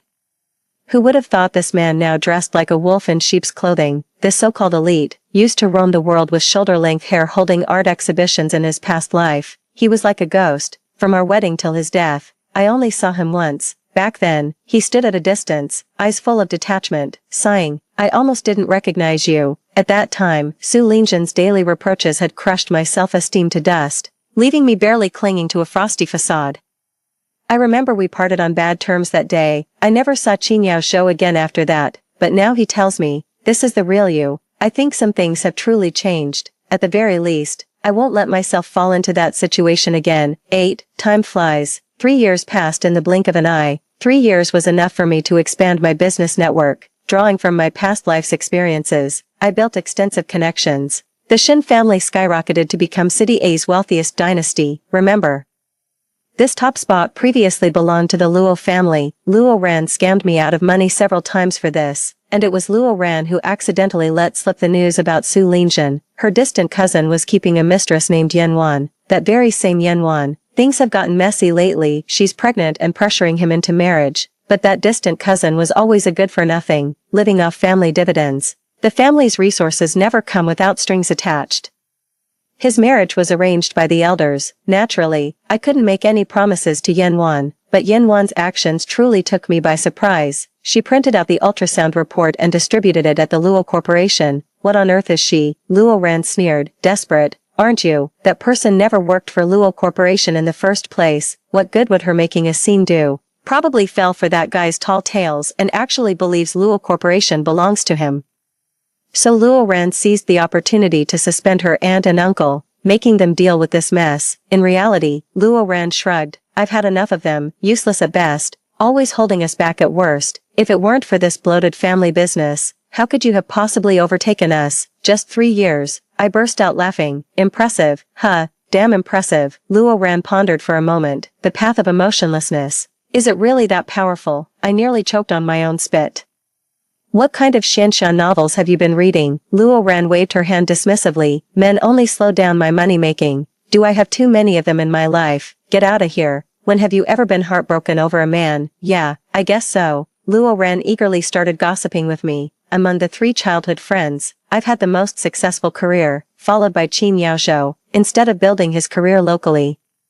He gave up all his connections here and moved to City B to work in e-commerce. Now he's finally getting somewhere. With his career really taking off, we still hang out occasionally, but by unspoken agreement, we never bring up Su Lingjin. Luo Ran told me those two broke up not long after getting together, because the Su family went bankrupt. It didn't last a year under Su Lingjin's management. Without Su's interference, the bankruptcy might have been delayed by 2 years. After the bankruptcy, Su Lingjin still dreamed of making a comeback from scratch. Isn't that how it always goes in the novels? The CEO went bankrupt, wallowed in despair for a while, then turned over a new leaf and built an even bigger empire from scratch. But fiction remains just fiction. Su Lingjin's new startup was barely scraping by. He seemed to have tried reaching out, but I was swamped. Those brief text messages slipped my mind completely. 9. The chance to meet again felt nothing short of miraculous.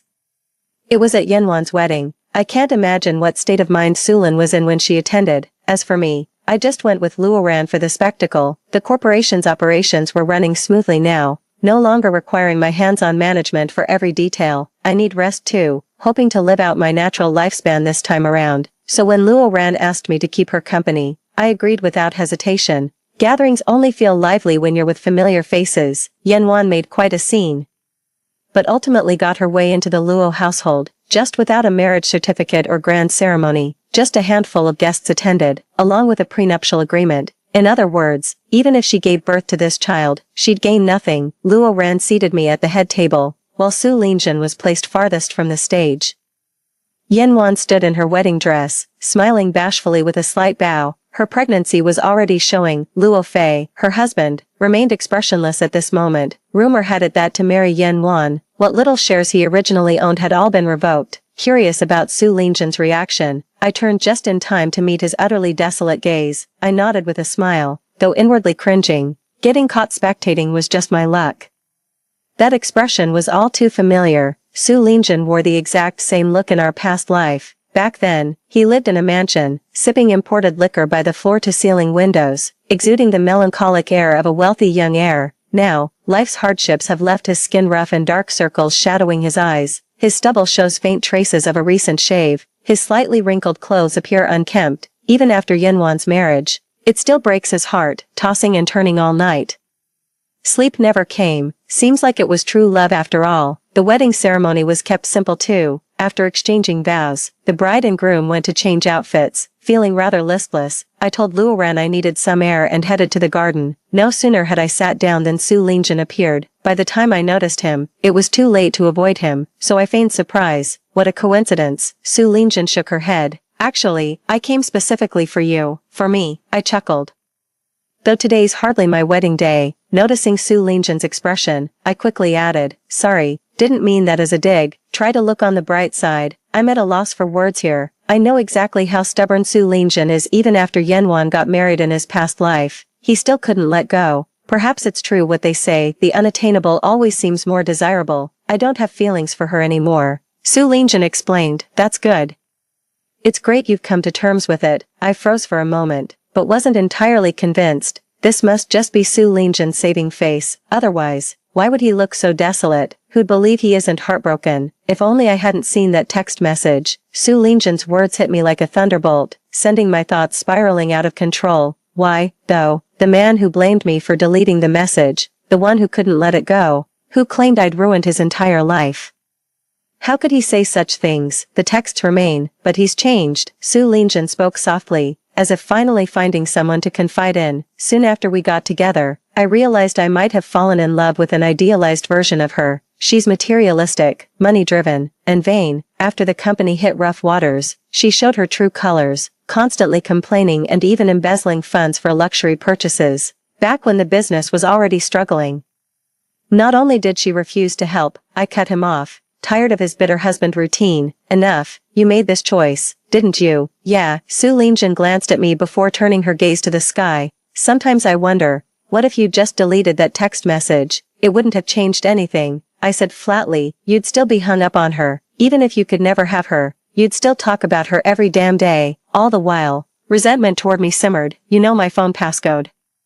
If you saw it, you'd. I shook my head. No, I wouldn't go through your phone. In my past life, I truly never checked his phone, but after sending the text, Yanwan also called. I accidentally hit the answer button and ended up hearing her heartfelt confession. Back then, I simply thought they weren't right for each other. I was the only one who could truly help Su Lingjun. Looking back now, I realize how arrogant I was. Su Lingjun lowered her head. Lately, I've been feeling a bit dazed.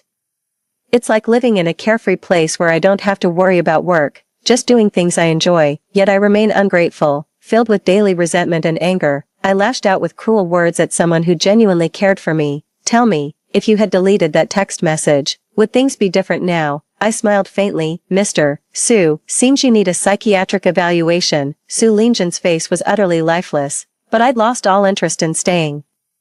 Need some air. Better than giving yourself a heart attack. 10. Pathetic. It took me 2 lifetimes to finally see clearly. Su Lin never loved me, nor did he love Yanwan. The only person he ever truly loved was himself. Whether in life or in love, he always demanded nothing but the best. So in your past life, You married me to maintain your wealthy lifestyle, while pining for that unattainable love. Now in this life, you're with Yanwan and have fleeting affection. Yet your heart still yearns for prosperity. The world seldom offers perfect choices, so now he's left with neither love nor comfort. I raise my glass to the moon, toasting to life's blessings. Here's to the hard-working version of myself. My past self was foolish, but I won't blame her. She was just trapped in an impossible situation with no way out. Even so, she still created jobs, offered generous salaries, and provided benefits for many people. She simply couldn't love herself, in her youth. Alcohol wrecked her health. Later, marital strife shattered her spirit. Crushed by both, she died at 29. They say life begins at 30. In my past life, I never stood tall. This time around, I'm standing proud. Honestly, I'm a bit resentful. And yes, I'll admit to some petty thoughts. I just wanted to see if he'd really thrive without my unwanted affection, like he claimed he would. Seeing it now, damn satisfying. But I know my fate in the past life was nobody's fault but my own.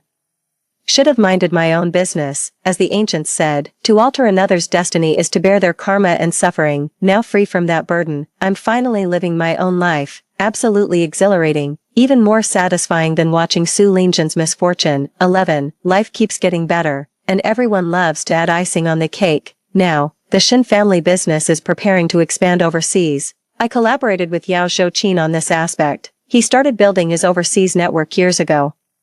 When he approached me for collaboration with such a lucrative opportunity, I naturally couldn't say no. Who would turn down extra profit? Luo Ran also met her soulmate, and the two fell deeply in love, getting married shortly after. She once asked me, "Are you planning to stay single forever?" I smiled and said, "You can't force fate." Luo Ran wholeheartedly agreed and began gushing about her husband with sweet pride. Of course. They also made sure to mention the affairs between Su Lingjin and Yanwan. Not long after the wedding, Yanwan suffered an unexpected miscarriage, yet Luo Fei showed no remorse. In fact, he seemed relieved. He promptly moved out with Yanwan, only to soon take up with another woman and cast her aside like worthless trash, instead of flaunting his status as a young master. Parading his female companions around for all to see, Luo Ran sighed in exasperation. Her taste in men is terrible. Su Lingjin is no saint either. The company he started cut corners, fell for shady middlemen's lies, and ended up laundering money for overseas criminals. That's something I never saw coming, Luo Ran remarked.